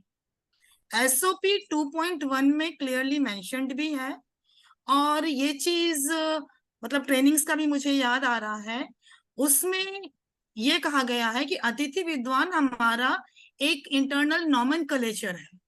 जहां तक अपॉइंटमेंट की बात है, UGC की क्वालिफिकेशंस के बेसिस पे ही उनका अपॉइंटमेंट होता है, उनका बाकायदा वो निकलता है एडवर्टीजमेंट, और मेरिट बनती है मध्य प्रदेश शासन की तरफ से, उच्च शिक्षा विभाग की तरफ से मेरिट बनती है। पूरा प्रोसेस है, उनका सैलरी सब ऑनलाइन है। वो सर रेगुलर टीचर मतलब फुल टाइम टीचर्स में ही काउंट होते हैं। हाँ, लेकिन उनका अपॉइंटमेंट लेटर डालना पड़ता है। जी, उसमें अतिथि विद्वान शब्द लिखा हुआ है। जी सर, अपॉइंटमेंट लिखा लेटर। हुआ है। नायर मैडम ने एक बार क्लियर किया था कि ये हमारा इंटरनल मैकेनिज्म है, we call them atithi vidwan, but they are working full time, number 1। Number 2, UGC की क्वालिफिकेशंस है, प्रॉपर एडवर्टीजमेंट है, और उनको MP हायर एजुकेशन डिपार्टमेंट जैसे अपॉइंटमेंट्स करता है मेरिट बेसिस पे, वैसे वो मेरिट बेसिस पे ऑनलाइन कॉलेज अलॉट करता है। और अगर फॉलन आउट भी होता है अपने यहाँ का, तो उसका भी उनका ये कहना है कि गवर्नमेंट टीचर भी ट्रांसफर होता है। वो फॉलन आउट होता है, आगे जाके कहीं वो मतलब कोई और कॉलेज में उसको मिल जाता है। और जो SOP बोल रही है, मेरा सबसे एक रिक्वेस्ट है कि मैनुअल के साथ डेटा टेम्पलेट्स और SOP और बेंचमार्क्स, ये चारों एक साथ फैला के रखिए।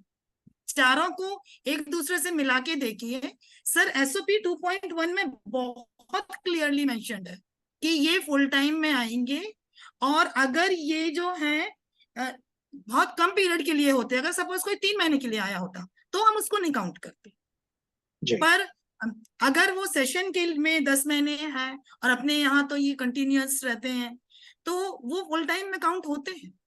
वो वहां काउंट नहीं होंगे सर जहां हम सुपरवाइजर्स की बात करते हैं ना, वहां उनको नहीं काउंट करते।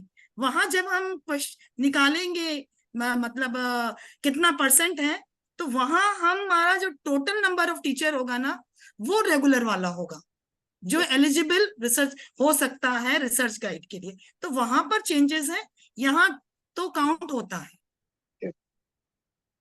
और बेस्ट प्रैक्टिसेस कहाँ सर? बेस्ट प्रैक्टिसेस में बहुत जरूरी नहीं है कि 5 साल एक ही रखें।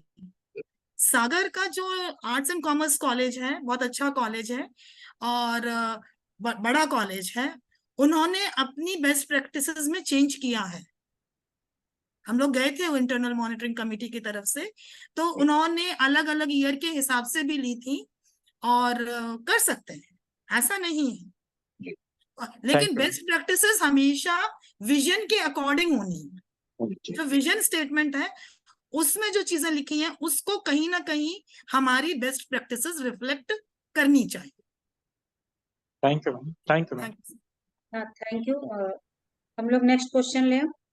जी मैम। प्रियंका सिंह। हेलो, एक गुड बात इवनिंग। अभी आपने अंशु जी हाँ दी।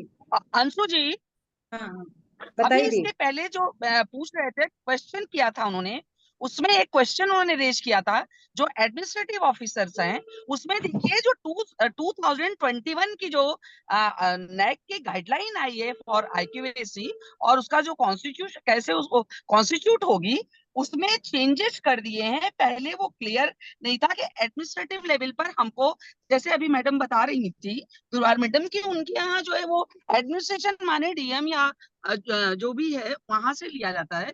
इसमें देखिए साफ साफ लिखा हुआ है, आप पेज नंबर 9 पे अगर इसकी गाइडलाइन में आते हैं, कंपोजिशन ऑफ द आईक्यूएसी, इसमें जो 4th पॉइंट है उसमें साफ साफ लिखा है the senior administrative officer, with in bracket उसको क्लियर किया है ऑफिस सुपरिटेंडेंट ऑब्लिक मैनेजर।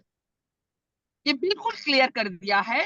2021 की जो गाइडलाइन आई हुई है उसमें बिल्कुल क्लियर कर दिया, तो इसलिए इसमें कोई भी कंफ्यूजन नहीं होना चाहिए।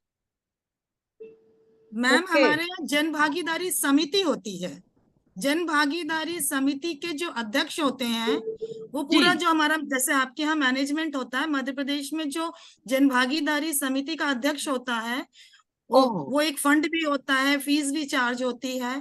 तो समय समय पे बीच में क्या होता है, जैसे अभी हमारे यहाँ जन भागीदारी अध्यक्ष हैं, वो एक है जो बीजेपी से जुड़े हुए हैं, और या कोई सामाजिक कार्यकर्ता होते हैं, बहुत बड़े वकील हैं ये। लेकिन ये तब होता है जब ये उच्च शिक्षा विभाग उनको अपॉइंट कर देता है, बट जब वो नहीं होते हैं तो ऑटोमेटिकली कलेक्टर और हिज नॉमिनी बिकम्स द जन भागीदारी अध्यक्ष ऑफ द कॉलेज। ये चीज इसका मतलब है कि एमपी में डिफरेंट है, हम लोगों के यहाँ मैनेजमेंट सिस्टम। भारती दी अपने यहाँ भी जैसे pure government college, added college, self finance, autonomous, अलग अलग कैटेगरी है ना। ये जो क्वेश्चन आ रहे हैं मैनेजमेंट किसका है, अपने देखिए कालीचरण कॉलेज लखनऊ डीएम है उसके चेयरपर्सन, या अलग अलग क्राइटेरिया सब जगह अलग अलग है। प्योर ये इनके जो ये पूरे कॉलेज है, स्ट्रक्चर है एमपी का प्योर गवर्नमेंट कॉलेज का स्ट्रक्चर है, तो इनके यहाँ जो मैनेजमेंट है तो अलग से हो गए उसके अंदर, और अपने यहाँ जो मैनेजमेंट एडेड कॉलेज इसके मैनेजमेंट प्राइवेट हो। बात इसकी नहीं है अंशु जी, बात इसकी नहीं है, जब उसमें ऑफिस सुपरिटेंडेंट भी लिख दिया गया है। मेरा कहना केवल इतना है कि अगर उस तरह की प्रॉब्लम आ रही है तो आपका जो ओएस है आप उसको भी बना सकते हैं, ये मेरा कहना है। इससे आसान भी हो जाएगा, वो हम लोग के कंट्रोल में हाँ, कॉलेज का इंटरनल पार्ट है। मैं ये क्लियर कर रही थी कि इसमें कोई बहुत परेशान होने वाली बात नहीं है सब। ओके चलिए, ये भी समझ में आया पहली बार इस तरह के डिस्कशन में। Thank you Vibha ma'am, thank you Bharti. होता है ना, तो आप ओएस को जब क्लियर दिया है नैक ने, तो आप ओएस को बना सकते हैं एडमिनिस्ट्रेटिव ऑफिसर। ओके, अब हम लोग नेक्स्ट क्वेश्चन पे आए। प्रियंका जी प्लीज। गुड बहुत evening hand all of raise. You. Camera on कर लें और अपना इंट्रोडक्शन दे दें। मैं डॉक्टर प्रियंका सिंह जीडीसी फिरोजाबाद से। मैम एक्चुअली अभी जो मीनू मैम ने क्वेश्चन पूछा था कि आईक्यूएसी का रोल सिर्फ केवल इतना है कि प्रमोशन में साइन करना होता है। इवन मुझे 2-3 ईयर का एक्सपीरियंस है, मेरी अभी न्यू ज्वाइनिंग है और मैं आईक्यूएसी की मेंबर हूँ। तो मैंने ये चीज नोटिस की कि जो भी डिपार्टमेंट, जितना मुझे पता था, इससे पहले मैं डीयू में थी एडॉक पे, जितना मुझे पता था कि कोई भी कार्यक्रम होता है, डिपार्टमेंट का हो या फिर कॉलेज का हो, चाहे वो हिंदी डे हो, कॉन्स्टिट्यूशन डे हो या 10 दिसंबर में ह्यूमन राइट्स डे हो, कोई सा भी डे हो, आईक्यूएसी का बोर्ड मतलब जरूर होता था। बट जहां पर मैं अभी पोस्टेड हूँ तो वहां पर हर डिपार्टमेंट अपना सेपरेट सेपरेट फंक्शन करते हैं। आईक्यूएसी का कोई भी नामो निशान भी नहीं है, केवल प्रमोशन का फॉर्म में साइन करने के अलावा। मैम आप अपनी प्रिंसिपल, आप अपने आईक्यूएसी को बता दीजिएगा, मैनुअल भी ओपन करके उनको एक बार एक्सप्लेन कर दीजिएगा। यदि वो इसमें कनेक्ट है तो उनकी, देखिए ये इसीलिए है कि बहुतों को बहुत कुछ नहीं मालूम है, बहुत रेयरेस्ट है हमारे रिसोर्स पर्सन, उन्हीं के पास इंफॉर्मेशन है, बाकी नहीं है। इसीलिए जनरल है कि आप अपनी तरफ से कन्वे कर दीजिएगा कि नहीं अब ऐसा करना एक्चुअली चाहिए। मैंने ये चीज उनसे डिस्कस की, बट जो डिपार्टमेंट होते हैं वो बोलते हैं अरे ये तो हमारा डिपार्टमेंटल एक्टिविटीज है, मैं क्यों उसका लगाऊं। तो फिर ये चीज है कि आईक्यूएसी का जो रोल है टोटली नहीं अच्छा, क्या ऐसा किया जाता है उसके नहीं पैरेलल प्रियंका एक जी, आईक्यू? उसको जी मैम। जी भारती मैम। नहीं, मैं ये कह रही हूँ अंशु जी कि कोई जरूरी नहीं है कि आप इन कोलैबोरेशन करें। इन कोलैबोरेशन आईक्यू किसी के साथ करने की जरूरत नहीं है। डिपार्टमेंट्स अपना सेपरेटली प्रोग्राम कराते हैं, कोई दिक्कत नहीं है। उसमें केवल इतना लिखना होता अंडर द एजिज ऑफ, वो ऑर्गेनाइज कर रहे हैं, कोई बात नहीं है कि, लेकिन वो अम्ब्रेला आईक्यूएसी का ही होगा, अंडर द एजिज ऑफ वो प्रॉब्लम तो आईक्यूएसी, यही ये है कि वो लिखना है। बैनर भी नहीं लिखना एक्चुअल में चाहते एक मिनट, मैं एक बात जानना चाहती हूँ जो भारती शासन मैम। से लेकर आते हैं वो कॉलेज का फंक्शन होता है। बट किसी डिपार्टमेंट का, जैसे कि हम 26 नवंबर है, वो भी गवर्नमेंट से लेटर आता है, प्लस हिंदी डे का भी गवर्नमेंट से आता है, बाकी बहुत सारी एक्टिविटी हैं जिनका कि गवर्नमेंट से लेटर आता है कि ये कॉलेज की एक्टिविटी है, जिसमें कि आईक्यूएसी का बैनर जरूर होना चाहिए। बट उसका कोई वही नहीं है। अब मुझे ये नहीं पता है कि उनको पता है या नहीं पता है, लेकिन होना चाहिए। तो मैडम ये तो प्रिंसिपल के पास तो सर्वाधिकार है, यही हाल है, जितना भी प्रिंसिपल गवर्नमेंट का ऑर्डर इशू कर हर सकता जगह यही है हाल या है। कर सकती है। क्या इसका ये सॉल्यूशन हो सकता है कि पैरेलल एक आईक्यूएसी का बैनर भी लगा दिया जाए? नहीं वही चीज नहीं, मैं बोलना चाहती हूँ कि अलग कोई से नहीं, नहीं मैम अलग अवेयर से करने बैनर और नहीं लगाए। कंसेंसस बिल्ड करने की जरूरत है। कंसेंसस बिल्ड करनी होगी। मैंने कंसेंसस, कहा कि बिल्कुल उनको एग्जैक्टली अवेयर करने की जरूरत है स्टाफ को, और एक कंसेंसस बिल्ड करनी होगी कि इससे आईक्यूएसी का भला नहीं है, ये इंस्टीट्यूशन के बेनिफिट के लिए है। होता है, कई बार होता है, लोग बाग नहीं करना चाहते हैं, देखती हूँ बट यू कि हैव टू लगभग कन्विंस कॉलेजेस देम। 2-3 ग्रुप्स में बटे होते हैं। यदि उस ग्रुप का या प्रोग्राम है मैम, तो दूसरे लोग चले जाते हैं, बहिष्कार टाइप का, इस तरीके का होता है। बट ऐसा मैम नहीं ये तो होना चाहिए। प्रॉब्लम हर दूसरी जगह है। ये प्रॉब्लम तो है, बहुत संघर्ष है आईक्यूएसी में, बट कहीं आपको कन्विंस करके लोगों को साथ लेना पड़ेगा, नहीं तो इंस्टीट्यूशन के नंबर जाएंगे। मेरा मानना है आप आईक्यूएसी के कोऑर्डिनेटर और आईक्यूएसी के मेंबर्स मत उनको वो करिए। हाँ, वो उसको प्रिंसिपल से कहिए आप लोग कि वो कोई लेटर इशू करें, वो कोई मीटिंग्स करें, और उसके बाद वो उसके लिए तैयार करें उनको कि नहीं ये होना चाहिए बस। और जैसे कि कोई व्यक्ति कहीं भी एफआईपी के लिए, शॉर्ट टर्म के लिए, रिफ्रेशर के लिए जाते हैं, तो कोई भी आईक्यूएसी के पास कोई नोटिस नहीं होता है कि वो कहाँ पर गए हैं, कोई सर्टिफिकेट सबमिट नहीं करता। इवन अर्लियर जहां मैं पहले थी, वहां पर प्रॉपर आईक्यूएसी में जहां जाने से पहले एक एप्लीकेशन भी आती थी, प्रिंसिपल की मार्क की हुई, और प्रॉपर तरीके से वर्क करती थी, और वहां पर मैम मेरा एक प्रश्न है, हाँ मैम प्लीज। क्या यूपी में ये एनुअल रिपोर्ट्स जो एसीआर जिसको बोलते हैं वो नहीं भरी जाती है क्या? हाँ, भरी यही मैं जाती भी है, पूछना चाहती थी। क्योंकि हमारे यहाँ भरी जाती है, उसमें सारे डॉक्यूमेंट्स लगाए जाते हैं, और इस बार तो गवर्नमेंट ने हमको बोला कि आप, क्योंकि वो ऑनलाइन भी करने वाले हैं, तो 2 कॉपियों में उन्होंने कहा। और उसमें होता है कि वो जो डॉक्यूमेंटेशन है वो IQAC के पास रह जाएगा, इन्फॉर्म तो कोई नहीं करता, बट IQAC के पास पूरे कॉलेज के किसने कब कौन सा कोर्स किया, क्या पेपर पब्लिश किया, PhD, सारी चीजों का रिकॉर्ड उससे मिल जाता फॉर्म है। है, एक PBAS फॉर्म, ये कॉलेजेस में भरते हैं टीचर्स। हाँ तो और इसमें सब आपके एकेडमिक जिसे ऑडिट हाँ कहते हैं वो हाँ होती है, हाँ, वो IQAC बिल्कुल। के पास सबमिट किया जाता है PBAS फॉर्म। मार्च में, वो मार्च में करते हैं ना, या सेशन एनुअली में जून में सबमिशन करते होता होंगे, है। तो वो हम लोगों के यहाँ डॉक्यूमेंटेशन नहीं रह होता जाएगा है। IQAC के पास। IQAC को वो मैडम डॉक्यूमेंटेशन उसके मिलना लिए ना चाहिए। जो विभा मैडम ने सवाल किया है उसका जवाब नहीं में है, लेकिन क्योंकि ऐसा कोई फॉर्मेट है नहीं। कुछ यूनिवर्सिटीज़ ने इस तरह का किया है कि चूंकि क्राइटेरिया 6 में AAA का प्रोविजन दिया गया है एकेडमिक एंड एडमिनिस्ट्रेटिव ऑडिट का, तो वो डिपार्टमेंट वाइज होता है, होना चाहिए। चाहे कॉलेज है चाहे यूनिवर्सिटी हो, डिपार्टमेंट ही नीचे से ऊपर तक चलता है। तो उसके लिए एक फॉर्मेट बनाया गया है, लेकिन जाहिर है कि वो शासन लेवल पर अप्रूव नहीं, यूनिवर्सिटी अपने हिसाब से बनाती है। तो उसमें जो है वो जो ACR की बात आपने की है उस जैसा उत्तर प्रदेश में कुछ नहीं है। मैडम ने जैसा कहा PBAS है, लेकिन PBAS इंडिविजुअली प्रोफेसर को मदद करता है, उनको सपोर्ट करता है, लेकिन डिपार्टमेंट ने क्या क्या काम किया है ये उसमें कवर्ड नहीं होता है। उसके लिए कॉलेज को चाहिए या यूनिवर्सिटी को भी चाहिए कि वो AAA का एक फॉर्मेट डेवलप कर ले, और उसमें बच्चों की तादाद, बच्चे कहाँ कहाँ प्लेसमेंट में गए, हायर एजुकेशन में कहाँ गए, कितने कैटेगरी वाइज कितने बच्चे हैं, इसका डाटा तैयार किया जा सकता है। उसमें टीचर का इंडिविजुअल भी पब्लिकेशन, सेमिनार या हर वो कॉलम जो क्राइटेरिया 1 से लेकर के 7 तक है जिसको डिपार्टमेंट के लेवल पर किया जाना चाहिए। अगर कॉलेज ये कर लेगा, और ये काम आसान है, कॉलेज अगर ये कर लेता है तो अलग से तैयारी क्राइटेरिया वाइज करने की कोई ज़रूरत नहीं पड़ेगी। हम लोगों ने अपनी नई यूनिवर्सिटी में इसका तजर्बा किया है और ये तजर्बा कामयाब रहा है। AAA का एक फॉर्मेट डेवलप करना चाहिए। सर उसका सैंपल कैसे मिलेगा? सैंपल हम दे देंगे आपको। सर सैंपल दे दीजिए, ग्रुप में शेयर कर देंगे। हाँ बेहतर है। थैंक यू सर, थैंक हाँ यू। हम लोग नेक्स्ट क्वेश्चन लेते हैं शिल्पा यादव, क्योंकि अभी भी 4-5 हैंड रेज हैं, जल्दी खत्म, वाइंड अप भी करना है। Shilpa Yadav. Good morning, ma'am. Myself, Shilpa Yadav, Assistant Professor, Dayanand Girls PG College, Kanpur. Ma'am, I belongs to BEd department.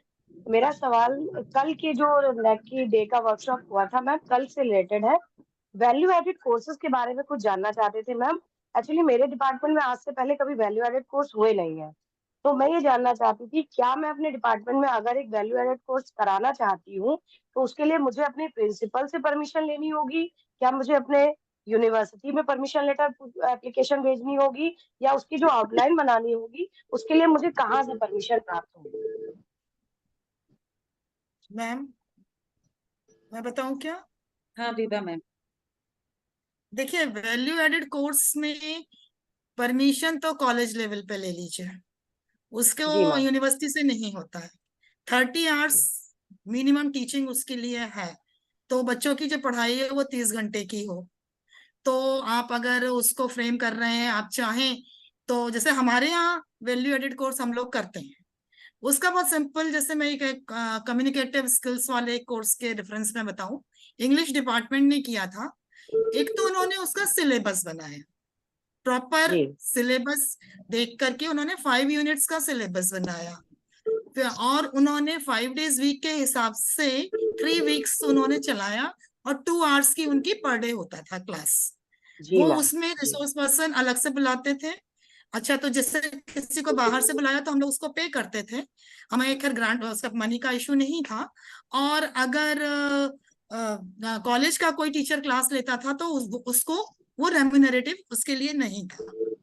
फिर जब वो सिलेबस के हिसाब से उन्होंने क्लासेस ली, 30 डेज की हुई, फिर एक उसका एक एग्जाम भी लिया जाता है, एवरीडे आपको अटेंडेंस भी लेनी होगी, एक गूगल फॉर्म भरवा लिया बच्चे, जैसे कॉलेज में एक नोटिस निकाला जी कि जी मैम। कम्युनिकेटिव स्किल पे एक प्रोग्राम, ये ऐसा ऐसा वैल्यू एडेड कोर्स हो रहा है, those who are interested may join और may fill this Google form. उनको लिंक दे दिया, सारे ग्रुप्स जी में डाल जी दिया। उन्होंने जी मैम।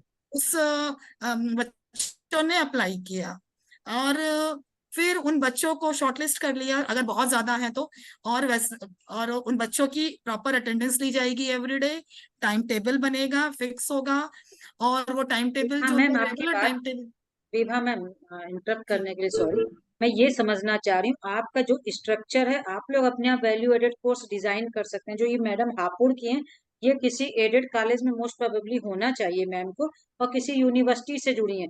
यूनिवर्सिटी हमारे यहाँ बोर्ड ऑफ स्टडीज, हमारे यहाँ यूनिवर्सिटी पूरा डिसाइड करती है कौन कौन से कोर्सेज रन करेंगे, और जो डिप्लोमा सर्टिफिकेट हमें जो लगता है यूनिवर्सिटी की तरफ से डिसाइड किया जाता है। कॉलेजेस फ्री हैंड कॉलेजेस के पास नहीं है। यदि कॉलेज अपना वैल्यू एडेड डिजाइन करेगा तो यूनिवर्सिटी से अप्रूव होना जरूरी है, तभी उसकी डिग्री या डिप्लोमा जो कुछ है सर्टिफिकेट है, तभी तो उसको मान्यता मिलेगी। तो मुझे नहीं लगता यूपी में जो हापुड़ की मैडम है या जो हम लखनऊ से हैं, हम लोगों के लिए बहुत इजी नहीं है अपने आप डिजाइन करना वैल्यू एडेड को। भारती मैम आप बताइए या सौबेन सर बताएंगे? नहीं, वैल्यू मैं एडेड कोर्स सर्टिफिकेट तो के डिप्लोमा लिए में नहीं। हाँ जी बताइए। विभा मैम सही बोल रही हैं, अच्छा विभा मैम सही बात कर रही हैं। उसके लिए जो वैल्यू एडेड कोर्स है, सपोज करिए कम्युनिकेशन स्किल का कोर्स है, तो वो अगर कोर्स हम खुद डिजाइन करें, उसका कोर्स स्ट्रक्चर बना लें, वो सर्टिफिकेट हमारे यहाँ से दिया जाता है, ना कि यूनिवर्सिटी से दिया जाता है। उसका यूनिवर्सिटी से कोई लेना, हमारी पेरेंट यूनिवर्सिटी से उसका कोई लेना देना। उसका बिल्कुल। क्रेडिट कैसे एक्चुअली मैम, मैं कैलकुलेट होगा? BEd department, sorry to credit का फॉर वो इंटरप्शन डिपार्टमेंट मैम। बिल्कुल मैम एक सेकंड मैं एक बीएड बात पूछ लूं, वैल्यू एडेड, भारती मैम, उसका क्रेडिट कैसे कैलकुलेट होगा? there is difference between value added course and the vocational course. अच्छा यस इसमें ma'am, Vocational yes course yes, यही मैं course कहना is चाह रही part थी and ma'am. parcel of the syllabus, मतलब कोर्स बीए कोर्स बीबीए को, मतलब कोई भी कोर्स आपका है। वैल्यू एडेड कोर्स में ऐसा कुछ भी नहीं है। आप जीएसटी पे कोई value added course certificate course लाना चाहते हैं अपने कॉलेज में, वो आप ले आइए, वो बनाइए उसको, और अपने एक्सपर्ट्स को बुला लीजिए, और उसको वो सर्टिफिकेट तो आपको देना है ना, वो सर्टिफिकेट यूनिवर्सिटी नहीं देती है। क्रेडिट नहीं ओके। एक्चुअली मैम मैं बीएड डिपार्टमेंट को बिलोंग करती हूँ, और मेरे बीएड डिपार्टमेंट में 4 सेमेस्टर में पर्सनालिटी डेवलपमेंट करके एक ऑप्शनल सब्जेक्ट आता है। मीन्स ये पर्सनालिटी डेवलपमेंट चारों सेमेस्टर्स में हमारे यहाँ बिलोंग करता है।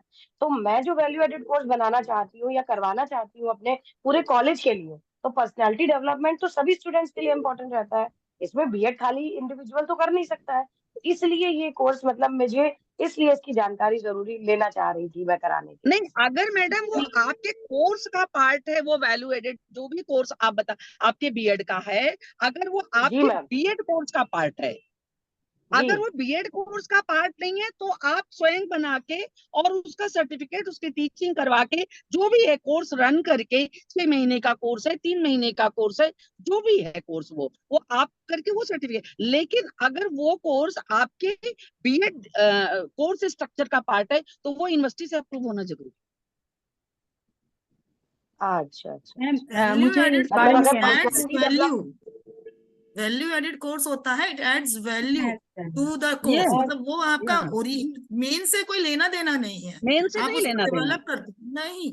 जी इसमें कई सारी जी चीजें दे रखी हैं, एनवायरनमेंट है, पर्सनालिटी डेवलपमेंट है, जेंडर जी जी, इक्विटी यस है, मैम, यस और मैम, ये यस मैम। क्राइटेरिया 1 का पार्ट है। ये क्राइटेरिया 1 में वैल्यू एडेड कोर्स नैक हम लोगों से एक्सपेक्ट करती है कि हम अपने कॉलेज लेवल पे हम लोग इसको रन करें। और भारती मैम ने कहा जैसा कि हम लोग अपने लेवल पे, अपने कॉलेज लेवल पे हम लोग इसको शुरू कर सकते हैं कोई भी टॉपिक लेकर के। जी शर्त मैम, उसमें जो चीजें उसमें मांगते हैं वो आपका कोर्स का सिलेबस क्या है, 30 आवर्स मिनिमम है कि आप उसमें जो 30 आवर्स का आपको देना ही देना है, जो आपने फैकल्टी बुलाई है उसका डिस्क्रिप्शन, और कितने बच्चे थे, क्या आपने किस तरीके से क्लासेस ली, उसका पूरा डिटेल ये लेते हैं। और बिल्कुल वैल्यू एडेड कोर्स जो हैं आपके अदर देन सिलेबस होते हैं। जी बिल्कुल। जी मैडम ने मैम। जहाँ तक अच्छा पूछा था ये कि बताइए, इसके मार्क्स कितने होते हैं, तो ये जो क्यूरिकुलम डेवलपमेंट वाला पार्ट है जो हम लोग क्राइटेरिया 1 में करते हैं, उसमें वैल्यू एडेड कोर्सेज को हम लोग अलग से शो करते हैं। और जैसा कि बताया गया था इसके पहले भी कि आप एमओयूज कितने होंगे, तो 20 एमओयूज पे वो फुल मार्क्स दे देते हैं। तो इस तरीके से अगर हमने जितने भी उनके पैरामीटर्स हैं उन पे अगर हमने वैल्यू एडेड कोर्सेज चलाए हैं, तो नैक एक्सपेक्ट करता है इसमें आपको मार्क्स फुल मिल जाते हैं। वो क्राइटेरिया 1 का पार्ट है, ये एडिशनल हमारा काम होता है। और जो भी कोर्स आप करा रहे हैं उसको साल के शुरू में आईक्यूएसी मीटिंग में उसको प्रपोज करिए, और उस आईक्यूएसी मीटिंग में इसको अप्रूव करवाइए, और आईक्यूएसी की मुहर लगेगी इसमें, तब वो अप्रूव माना जाएगा। और कॉलेज के लेवल पर, प्रिंसिपल लेवल पे आप इसको सर्टिफिकेट भी आप दे करके इसको जी आप अपने कॉलेज जी में रन मैम। कर सकते मैम एक क्वेश्चन और एक last question, one question ma'am. जो हम इसमें सर्टिफिकेट इशू करेंगे उसमें क्या आईक्यूएसी मेंबर, जो हमारी आईक्यूएसी की जो हमारी हेड मैम होंगी, क्या उनके भी सिग्नेचर डिजिटल मेंशन करने पड़ेंगे? अगर आईक्यूएसी अगर मेंबर आप को कर भी दे अगर आप कर देंगे तो बहुत अच्छी बात है। जैसा कि अभी और भी लोग इस बात की वेदना ले रहे थे कि आईक्यूएसी का कहीं नाम नहीं होता, पोस्टर में नाम नहीं होता, तो आप इसके लिए चिंता मत करिए। अगर होता है तो बहुत अच्छी बात है, अगर नहीं होता तो भी आईक्यूएसी जितने भी कॉलेज के अच्छे अच्छे काम है उसको लेकर के अपने में मेंशन कर ले और अपने पॉइंट्स बढ़ा ले। वो बोले कि जी भैया मैम, मैंने जी मैम। कराया है, मेरा नहीं है नाम, कोई बात नहीं, लेकिन कराया आईक्यूएसी ने, क्योंकि हमें आईक्यूएसी को फंक्शनल दिखाना है। अपने इसको आप इसको मत लीजिए, अपने ईगो में मत लीजिए कि मेरा नाम नहीं है या आईक्यूएसी का नाम नहीं, नहीं कोई नहीं बात नहीं नहीं। नहीं।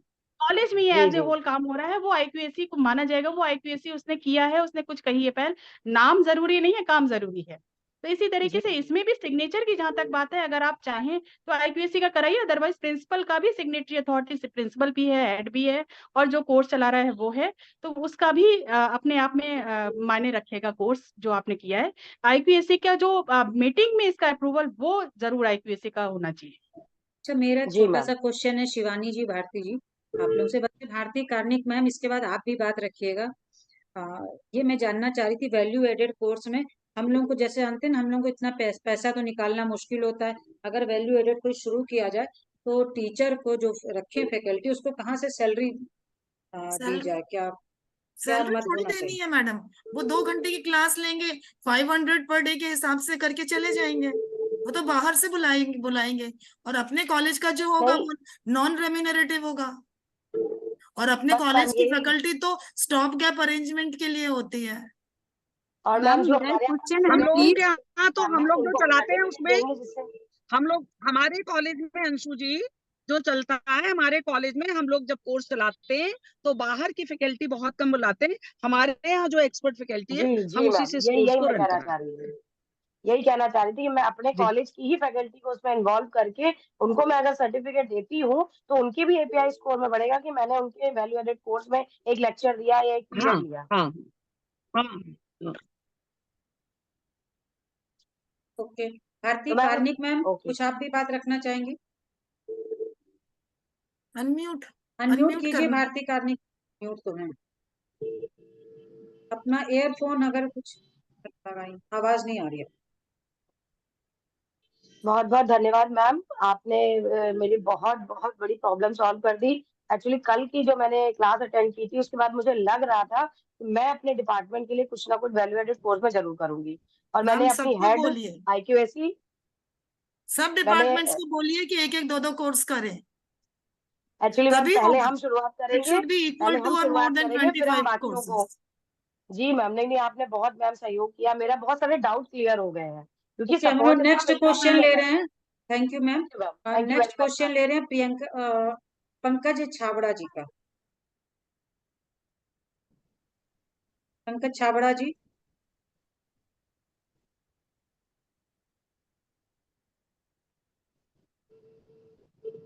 अनम्यूट कीजिए प्लीज। नहीं रहा है। 7:30। जी मैम प्लीज, हेलो। आपका मैं नेटवर्क इशू है मैम जी। सबको नमस्कार, मैं पंकज छाबरा बोल रही हूँ। मैं यहाँ Munnalal degree college Saharanpur added college है, उससे बिलोंग करती हूँ, उसमें प्रिंसिपल हूँ। जी मैम।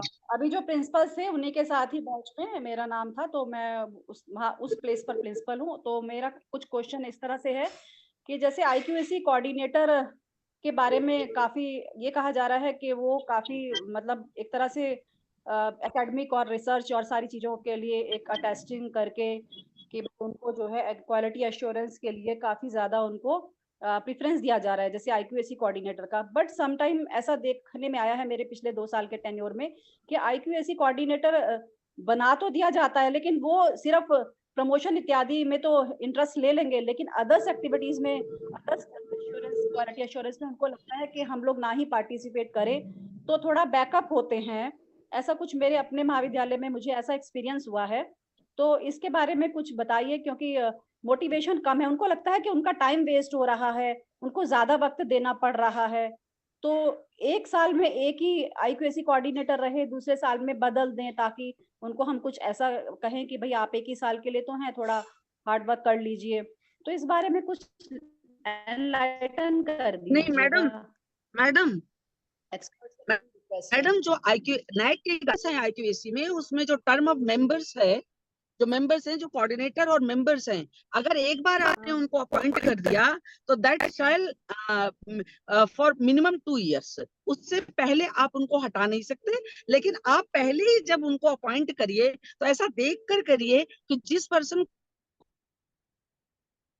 कर रहे हैं, IQAC का मेंबर बना रहे हैं या कोऑर्डिनेटर बना रहे हैं, वो ऐसा हो जो कॉलेज के लिए टाइम दे सके। क्योंकि ऐसा होता है, तमाम इंस्टीट्यूशंस में होता है कि लोग अपने जो टीचिंग वगैरह है उसके अलावा जो है कॉलेज को टाइम नहीं देना चाहते। तो ऐसा नहीं है, हर इंस्टीट्यूशन में 4-6 लोग ऐसे होते हैं जो कॉलेज को टाइम देना चाहते हैं। तो ऐसे लोगों को अपॉइंट करिए। लेकिन एक बार अगर अपॉइंट कर दिया मैम, तो there is provision for shall be for minimum 2 years। तो मिनिमम 2/3 years है, तो आप मिनिमम 2 years तो आपको रखना ही रखना पड़ेगा। ओके, मैम 5 साल का जब आप बनाएंगे तब कैसे प्रॉब्लम नहीं होगी? फिर आपको 5 साल का जो के बेसिस पे जो पूरा जब SSR बनाएंगे तो फंक्शनिंग में अंतर नहीं हो जाएगा एक व्यक्ति की दूसरी की? फिर उन्होंने फाइल नहीं दी तो आई डोंट थिंक कि बहुत तेजी से बदले जाने चाहिए। नहीं दुर्वा मैडम, ऐसा है ना विवाह मैडम कि ये तो ऑफिस ट्रांसफर होता है ना। एक IQAC कोऑर्डिनेटर गया, दूसरा कोऑर्डिनेटर आया, तो वो तो पूरा का पूरा ऑफिस IQAC ऑफिस ट्रांसफर होता है ना। शैल बी है मिनिमम, मतलब मैक्सिमम आप उसको 5 साल रखिए, उसको आप 7 साल रखिए, 10 साल रखिए। लेकिन ये प्रेफरेबली केवल कोऑर्डिनेटर के लिए है कि आप उसको हर एक टर्म के बाद 2 से 3 साल के बाद आप उसको बदल दीजिए, मेंबर्स को आप वही रखिए। नॉर्मली ये कहा गया है, ये एडवाइजेबल वर्ड यूज किया है IQAC ने। मैं जो 2021 की जो गाइडलाइन है NAC की, वो भेज दूंगी अर्शु जी को, वो ग्रुप पे शेयर कर देंगे। उसमें एडवाइजेबल वर्ड है, मैंडेटरी नहीं किया है। तो अगर किसी के लिए है कि भाई प्रिंसिपल ये समझता है कि नहीं हमारा ये टीम अच्छा काम करे, वो उसको कंटिन्यू करे। 1-2 मेंबर्स को अगर चेंज करना है 2 साल बाद, वो ठीक से काम नहीं कर रहे हैं, दे कैन बी चेंज्ड। ये मैं उसी रेफरेंस में कह रही थी कि जिसको काम करना एक्स्ट्रा लग रहा है वो फिर क्या अपनी वो 2 साल में क्या अपनी प्रॉपर बनाएगा? जिसको जाना है SSR लेकर के एक्रेडिटेशन में, वो तो फिर भी सिंसियरली कर लेगा कि मेरे ही सिर पे आने वाला है। उस रेफरेंस में क्या रहता है? एक्चुअली इसमें तो हमारे यहाँ सबके कंटिन्यू बारे, करते हैं। इसमें तो मुझे लगता है सबके पास ही आप क्राइटेरिया में सबको इंचार्ज बना रहे हैं, सब कमेटी बना रहे हैं, सबके पास काम है। कुछ IQAC भी इस तरह से अपने काम को क्लासीफाई कर ले, सबको डिसेंट्रलाइज्ड कर दे कि सबके पास काम हो। मैंने उसमें कहा जो छाबड़ा मैडम ने कहा कि 1 साल बाद बदल सकते हैं, 1 साल बाद आप बिल्कुल नहीं बदल सकते हैं। 2 साल तो आपको उसको मिनिमम रखना होगा। लेकिन अगर आपकी टीम अच्छा काम कर रही है तो उस टीम को बदलने की क्या जरूरत है? आप उस टीम को रिकॉन्स्टिट्यूट करके और दोबारा से कंपोजिशन में आके उन्हीं मेंबर्स को दोबारा, अगर ऐसा होता भी है कि जैसे तमाम कॉलेज, जैसे मेरे ही कॉलेज में है, मेरे नए प्रिंसिपल चेंज हुए, उन्होंने कहा मैं IQAC रिकॉर्ड, उन्होंने मेरे सारे मेंबर्स को हटा दिया। I am coordinator from last 2 years। उसके पहले मैं 2013 से मेंबर हूँ अपनी IQAC की, लास्ट 2 years से मैं कोऑर्डिनेटर हूँ IQAC की। मुझे नहीं हटाया, लेकिन उन्होंने मेरे मतलब एक मेंबर को छोड़कर सारे मेंबर्स को हटा दिया। अब ये जो आप बात कर रही है ना, जो विवाह मैडम बात कर रही है, वो कठिनाई इतनी ज्यादा मेरे लिए एज कोऑर्डिनेटर आ रही है कि मैं कैसे कोऑर्डिनेट करूं, कैसे उनसे काम कराऊं। जब ये प्रॉब्लम मैंने अपने प्रिंसिपल के सामने रखी तो उन्होंने कहा मैं चेयरपर्सन हूँ IQAC का, मैं काम करवाऊंगा ना, आपको चिंता करने की क्या जरूरत है। लेकिन बात इसकी नहीं है, काम तो कोऑर्डिनेटर को ही कराना पड़ता है। कोई प्रिंसिपल जो है, जो IQAC से रिलेटेड वर्क है, नेक से मतलब AQR से रिलेटेड वर्क है, IIQ से रिलेटेड वर्क है, या उसके आगे SSR से रिलेटेड वर्क है, उसको कोई प्रिंसिपल थोड़ी करता है, करना तो कोऑर्डिनेटर को। तो जो प्रिंसिपल है उसको इतना कम से कम सोचना चाहिए। Thank you Bharti ma'am, clear हो गया, कॉन्सेप्ट क्लियर हो गया, हमारे भी क्लियर हो गया। हम लोग नेक्स्ट ले रहे हैं कल्पना अग्निहोत्री। 2-3 हैंड रेज है, कब वाइंड अप किया जाए आप लोग बता दीजिए। 7:30 हो रहा है। मैम ये तो ज्यादा चल गया रूटीन से। कल हम लोग सोच रहे थे कैसे कंडक्ट किया है, लेकिन ठीक है, आज भी इम्पोर्टेंट गुड है। Evening ma'am. और परिचय अंशुली, दीजिए आप मैम, लोगों से कैमरा बात ऑन करते कीजिए। करते मैं लखनऊ पहुंच गई। क्या बात है। ये सबसे अच्छी बात है। टाइम पास हो गया। मैम एक्चुअली कोई सा मंच ऐसा नहीं मिलता है कि प्रॉब्लम सारी क्लियर हो पाए, तो एटलीस्ट आपने ये मंच प्रोवाइड किया, इसके लिए तो मतलब आपको एक स्पेशल थैंक यू सबकी तरफ से बनता है। और इसी मंच के ही आधार पे मैं कह रही हूँ कि कल हमारे बीच यूजीसी के ही असिस्टेंट जो एडवाइजर हैं वो आ रहे हैं। तो जो आप लोगों को यूजीसी से रिलेटेड शिकायत थी, नैक के जो असिस्टेंट एडवाइजर हैं वो होंगे नीलेश पांडे जी, डॉक्टर नीलेश पांडे। तो आपको जो भी शिकायतें नैक से रिलेटेड है आप उनसे डायरेक्टली कर सकते हैं। पूछिएगा इतनी फीस क्यों रखी है। ये सभी के लिए ओपन मैम है। एक छोटा सा प्रॉब्लम और है, प्लीज सुन लीजिएगा। एक्चुअली जिन भी हमारे सीनियर्स ने वैल्यू एडिड कोर्सेज चलाए हैं प्रॉपर, वो प्लीज प्रोफार्मा यदि शेयर कर दें तो हम जो न्यू लोग हैं उनको थोड़ी सी सहूलियत मिले चलाने के लिए, क्योंकि हाँ, चलाना मैम, तो चाहते हैं मैम एक बट रिक्वेस्ट प्रॉपर है। सपोर्ट कॉलेज से नहीं मिल पाता है। ठीक है मैम, 1-2 अभी ग्रुप है वो एग्जिस्ट करेगा जब तक सबके सर्टिफिकेट डिस्ट्रीब्यूट नहीं होते। मेरा फोन में थोड़ी प्रॉब्लम आ गई है, परसों से सब कुछ आपको शेयर होगा, सबसे लेके कलेक्ट करके सब ग्रुप में आ जाएगा। ठीक है मैम। जी मैम, ठीक, थैंक यू। ओके। अब हम लोग next Kalpana Agnihotri ji, camera on करना होगा मैम। पूछ लिया उन्होंने। Thank you ma'am. मैं तो मैम थैंक यू कहना चाह रही हूँ, आपके इतने इंफॉर्मेटिव जो सजेशंस आ रहे हैं, मैम भी बहुत अच्छे से मतलब सारी चीजों को एक्सप्लेन कर रही हैं। Thank you so much ma'am. मुझे कहना ये था कि हम लोगों ने मैं कानपुर यूनिवर्सिटी से हूँ, तो हम लोगों ने भी वैल्यू एडिड कोर्स चलाया था। तो उसमें मैम जो अभी एक प्रश्न आ रहा था ना कि कैसे उसको रिम्यूनरेशन कैसे देंगे जो हमारे एक्सपर्ट्स आएंगे। तो मेरा सजेशन ये है, और मैंने भी यही किया था, कि मैंने हाइब्रिड मोड में चलाया था इसको। हाइब्रिड मोड में चलाने में ये है कि हमें अच्छे अच्छे एक्सपर्ट्स मिल जाते हैं और जिनका हमें कोई भी रिम्यूनरेशन देना नहीं होता है ऑनलाइन क्लास के लिए, और जिनको हम ऑफलाइन बुला सकते हैं तो ऐसे लोगों को बुलाएं कि या तो हम दे सके, और ना भी दे सके तो उनको बस केवल सर्टिफिकेट की जरूरत रहती है, तो ऐसे लोगों को हम लोग बुला सकते हैं। तो ये मेरा सजेशन था, इसलिए मैंने मैम सोचा आपका जो कोर्स है उसका क्या नाम है जो आपने डिजाइन किया है value added? Stress management and life skills. अच्छा कोर्स है। ओके मैम साइकोलॉजी का है? हाँ मैम, नहीं। मैं बीएड एमएड डिपार्टमेंट से रिलेटेड हूँ, तो मैंने साइकोलॉजी से रिलेटेड, एजुकेशन साइकोलॉजी से related stress management and life skills करके कोर्स चलाया था। और बहुत उसमें अच्छा रहा होगा। जी मैम, मैंने पूरा ही वैसे ही चलाया था जैसे आप लोगों ने अभी शेयर किए थे, कि पूरा टाइम टेबल उसको हमारे यहाँ वाइस चांसलर से लेना होता है परमिशन। तो मैंने वाइस चांसलर सर से परमिशन, फिर हेड के थ्रू, और उसका टाइम टेबल, एक्सपर्ट का पूरा डिटेल कि किस तरह से एक्सपर्ट जो है एक एक करके क्लासेस में वो करेंगे, और सिलेबस, और उसके बाद डेली अटेंडेंस गूगल फॉर्म के थ्रू पार्टिसिपेंट को लेना। और गूगल फॉर्म में पार्टिसिपेंट जब आ गए तो उसमें से हमने, जब ज्यादा आ गए थे, हमारे जैसे 74 आ गए थे और हमने 50 सीट्स रखा था, तो 74 में 50 में वो कर दिया था कुछ क्राइटेरिया लगा करके। इस तरह से हमने मैनेज किया था। तो मैम बस मेरा सजेशन यही है कि हाइब्रिड मोड में चलाएंगे तो मुझे लगता है ज्यादा बेटर रहेगा। तो ये जो हमारे उसकी प्रॉब्लम वो ठीक हो जाएगी। Thank you so much ma'am. ऐसा हो सकता है भारती मैम, हमारे यूपी एमपी के क्या वैल्यू एडेड भी इस तरह से ज्वाइंट कोलैबोरेशन में हो सकते हैं? यस मैम, हो सकता है। इसको वैल्यू आप किसी के वैल्यू साथ एडेड भी भी कर सकते ज्वाइंट हो। कोलैबोरेशन में बिल्कुल सब लोग अपनी सर्टिफिकेट आपके IQ 2 लोगों के इंस्टीट्यूशन से इशू हो जाएगा। हाँ, तो कम से कम सबके पास वैल्यू एडेड हो जाए। हम लोग के पास ज्वाइंट कोलैबोरेशन का तो बहुत कुछ हम लोग के पास बिल्कुल सिस्टम है। आप मैम कर सकते अपने हैं, कोई स्टूडेंट दिक्कत को मैडम ये आइडिया बहुत अच्छा है।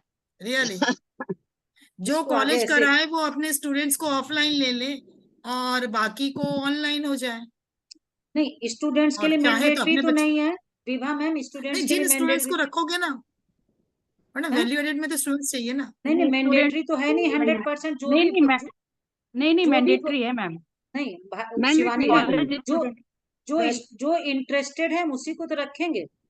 यस यस, मैं ये बोल रही हूँ, जैसे सपोज आपका कॉलेज कर रहा है तो आप अपने कॉलेज स्टूडेंट्स को जैसे स्मार्ट क्लास में करें, वो ऑफलाइन अटेंड कर ले, माने वहां बैठ के करें, और जिससे आप कोलैबोरेट कर रहे हैं वो स्टूडेंट्स आपसे ऑनलाइन जुड़ और जाए। अगर ये हम मेरा पूरा ही ऑनलाइन कर लें तो कर सकते हैं, स्वयं के तो ऑनलाइन ही है।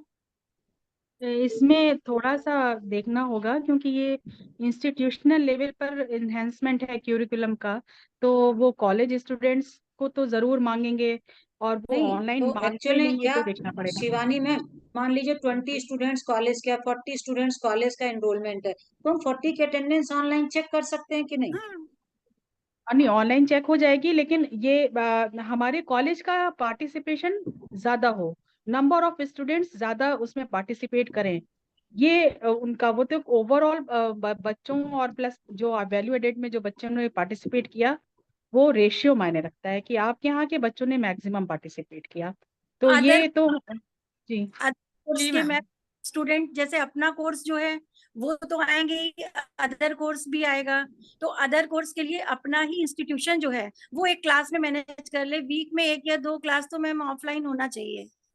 आई थिंक 1 या 2 बाकी ऑनलाइन हो सकती हैं, बाकी 1 या 2 क्लास ऑफलाइन कर लिया जाए तो उनका डेली अटेंडेंस, प्रॉब्लम सॉल्विंग ये सब हो जाएगा। आई थिंक ये ज्यादा बेटर होना चाहिए। जी मैम, मैम एक कॉलेज क्वेश्चन की और जो है कि टोटल जिन कॉलेजों अटेंडेंस, में कम टीचर्स हैं तो क्या वहां पर चला सकते हैं वैल्यू एडेड? क्योंकि है क्या कि मोस्टली लोग सपोर्ट नहीं करते हैं, स्टाफ है तो 4-5 लोग सपोर्ट करते हैं और टोटल 30 आवर्स का है, तो क्या 4 लोग मिलकर चला सकते हैं? आराम बिल्कुल से, चला सकते हैं। सब आराम अपना, से। हाँ सब अपना जी अपना, सबको लेक्चर डिस्ट्रीब्यूट हो जैसे अपने अपने ढंग से कर लो। मैम जी मैम। कॉलेज, इसको कॉलेज की जो स्ट्रेंथ है ना, उस स्ट्रेंथ का 50% स्टूडेंट, सपोज 1000 का स्ट्रेंथ है, तो हमारे ये जो वैल्यू एडेड कोर्स है इनमें अगर 500 बच्चे अलग अलग कोर्सेज में, किसी ने कहीं मतलब किसी ने साइकोलॉजी का वैल्यू एडेड लिया, किसी ने इंग्लिश का लिया, ऐसे करके अगर आप 500 बच्चों ने किया है, 500 और मोर, तो उस वाले में पूरे मार्क्स मिलेंगे। ये है ग्रेडिंग है, कितने परसेंट ऑफ स्टूडेंट्स आप वैल्यू एडेड कोर्स दे रहे हैं, तो अपनी स्ट्रेंथ के हिसाब से कर लेना होता है। चलिए, हम लोग भी बहुत कुछ नया सीख रहे हैं। नहीं, अब इसमें हम तो मैं लोग आई थिंक अबाउट इट, और मैं देखती हूँ, पता भी करूंगी अब हमारे यहाँ SLNC से ये ऑनलाइन वाला क्या है वैल्यू एडेड का, फिर हम आपसे बात करेंगे। तो देखिए, पंकज छाबड़ा जी का हैंड रेज है, क्वेश्चन ले चुके हैं, प्रियंका जी के भी हो चुके हैं, कल्पना कल्पना जी अग्निहोत्री का जी भी। के भी हो चुके हैं। अब हम लोग इसको कहीं तो वाइंड अप करें। जी ठीक मैम। ठीक है, कल हम लोग फिर 6 पे मिलते वोट हैं। ऑफ थैंक्स अपने सारे उन लोगों का, खासकर भारती पांडे मैम और सभी मैम का, कि उन्होंने आज जो हम लोग थे कि हाउ टू स्टार्ट और क्या करेंगे उसको इतना सक्सेसफुल बना दिया, तो ma'am hats off and thank you very much. Thank you everybody. मिलते हैं।